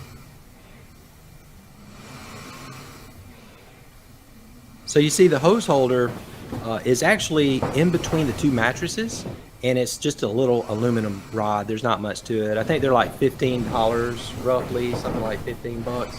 And but what it does is worth way more than $15. It actually will keep that hose not only away from your arms and out of your way, but also the water begins to drain back into the humidifier versus, when you have rain out, a lot of times the water will go right back into your face. So we don't like that either. So the CPAP hose holder is super awesome, and I recommend that to everyone. All right, now here's a really good one coming up. Number 7, and we only have 10, so we're getting close. Narrow your prescription. So I'm talking now to people who have APAP. APAP is not CPAP. CPAP is continuous positive airway pressure. APAP is automatic positive airway pressure. So the automatic or auto positive airway pressure, when we set the machines, we set them on 2 different pressures. Sometimes when, if you had a home sleep study, your pressure is probably going to be a super wide range, like 4 to 20. If you had a lab study, they might have narrowed that down to something like, 8 to 12 or something like that. But more and more, what we're learning is that if you have a range of pressure, the machine is going to constantly be trying to find the best pressure for you via it's looking at how many times, if you're having an apnea or a hypopnea, which a hypopnea is where you're still breathing, but just a little bit. But the machine is looking at these apneas and hypopneas and trying to adjust itself to the correct pressure. Well, that wakes people up. And actually, it may not be the greatest therapy in the world, especially if you have a super wide range of pressure. So here's what you can do. You can take a look at your data. Now, this is a good use for data right here. take a look at your data, have your doctor look at the data and see where your pressure is running most of the time. One of the elements in the data is it is a 95th percentile pressure. So your pressure is at 95% of the time, for example. Then if you were on 4 to 20 and your pressure is at 95% of the time, then why not call the doctor, say, hey, doc, can we change this to 7 and 11, for example? Of course, it would be the doctor. It's got to be based on a prescription. I don't recommend people play around with their prescribed pressure at all. I think that should definitely come from the doctor. And however, by narrowing that pressure, it likely is going to help you sleep better. If you can even nail it down to a single pressure, then, thumbs up and do that. Of course, again, that's a doctor's decision. So talk to your doctor about that one. Okay. Number 8, mask liners. If you haven't heard about these, a lot of people have really sensitive skin, and the silicone in the mask causes breakouts, problems. Sometimes it's just the pressure, and the most often I see on cheeks some, but most of the time the problem is right there in the bridge of the nose because the skin is so thin right there. And they have developed an item. It's called mask liners. It's just like a piece of cottony cloth, and it fits the same shape of your mask. So you put the mask liner on, then you put the mask on, and it's just soft and comfortable. They're disposable. And so a mask liner is super good. Now, another thing, if you don't want to go to the point of purchasing mask liners, breakouts do happen for 2 other main reasons of the skin. One is putting it on just too tight. People that put the mask on too tight obviously have a good chance of a problem with the skin. Or if there's any kind of oil that's remaining on that mask, make sure you clean that off, and also clean your face real well. So if you have a really clean mask and a clean face, less likely to have skin irritation and skin problems. Now, I want to go back to the putting the mask on too tight. So, earlier in this video, we talked about, doing the leak test and making sure that the mask is on right. But be careful not to over tighten it, because over tightening is really just as bad as under tightening it. So I recommend to kind of have the mask on kind of loose initially where it's leaking, and then just gradually tighten it down a little at a time, evenly, until the leak stops. Then do the leak test, and then you'll be good. So you'll have it on as loose as it's possible for it to be, yet it's not going to leak. So mask liners are really great. So here it comes, number 9. This is a really super good one right here. Join a Facebook group. There is a really great group that AffinityHM sponsors. It's called CPAP for Beginners. So you can go to Facebook, type that in, join that group, ask questions there are a lot of people there who, some are new, and many have used CPAP. And what I love to see is the post of the people who are new and I'm having problems and what do I do? And then a couple of weeks later, that same person is saying, hey, I got it. It's going well. I finally slept all night. And that's a wonderful thing to see you guys as a community helping each other get through all of these difficulties. And so I strongly encourage anyone, if you do Facebook at all, go to CPAP for Beginners, join that group and ask questions. And then finally, for support and to answer questions and to find out, what's happening in this world of CPAP, please subscribe to our channel. I really would appreciate it very much. As a matter of fact, if you haven't already, please like this video if you're on YouTube. But subscribing to this channel or some other channel, there are some other really good YouTube channels for CPAP, and I would encourage you to subscribe to those channels as well. And you can find the answer. The key ingredient to all of this is this. And let's go back to the picture from the beginning. Whether your path is the difficult one on the right or your path is the easy one on the left, the real key to success with CPAP is to not give up, to don't quit, don't stop, keep doing it. Even if you would start every single night with the CPAP, even if you had a terrible night last night, start the night off. And what's going to happen is you get better and better and more acclimated. You solve problems, and eventually, I promise you, it's going to be a therapy that will work for you if you can just stick with it.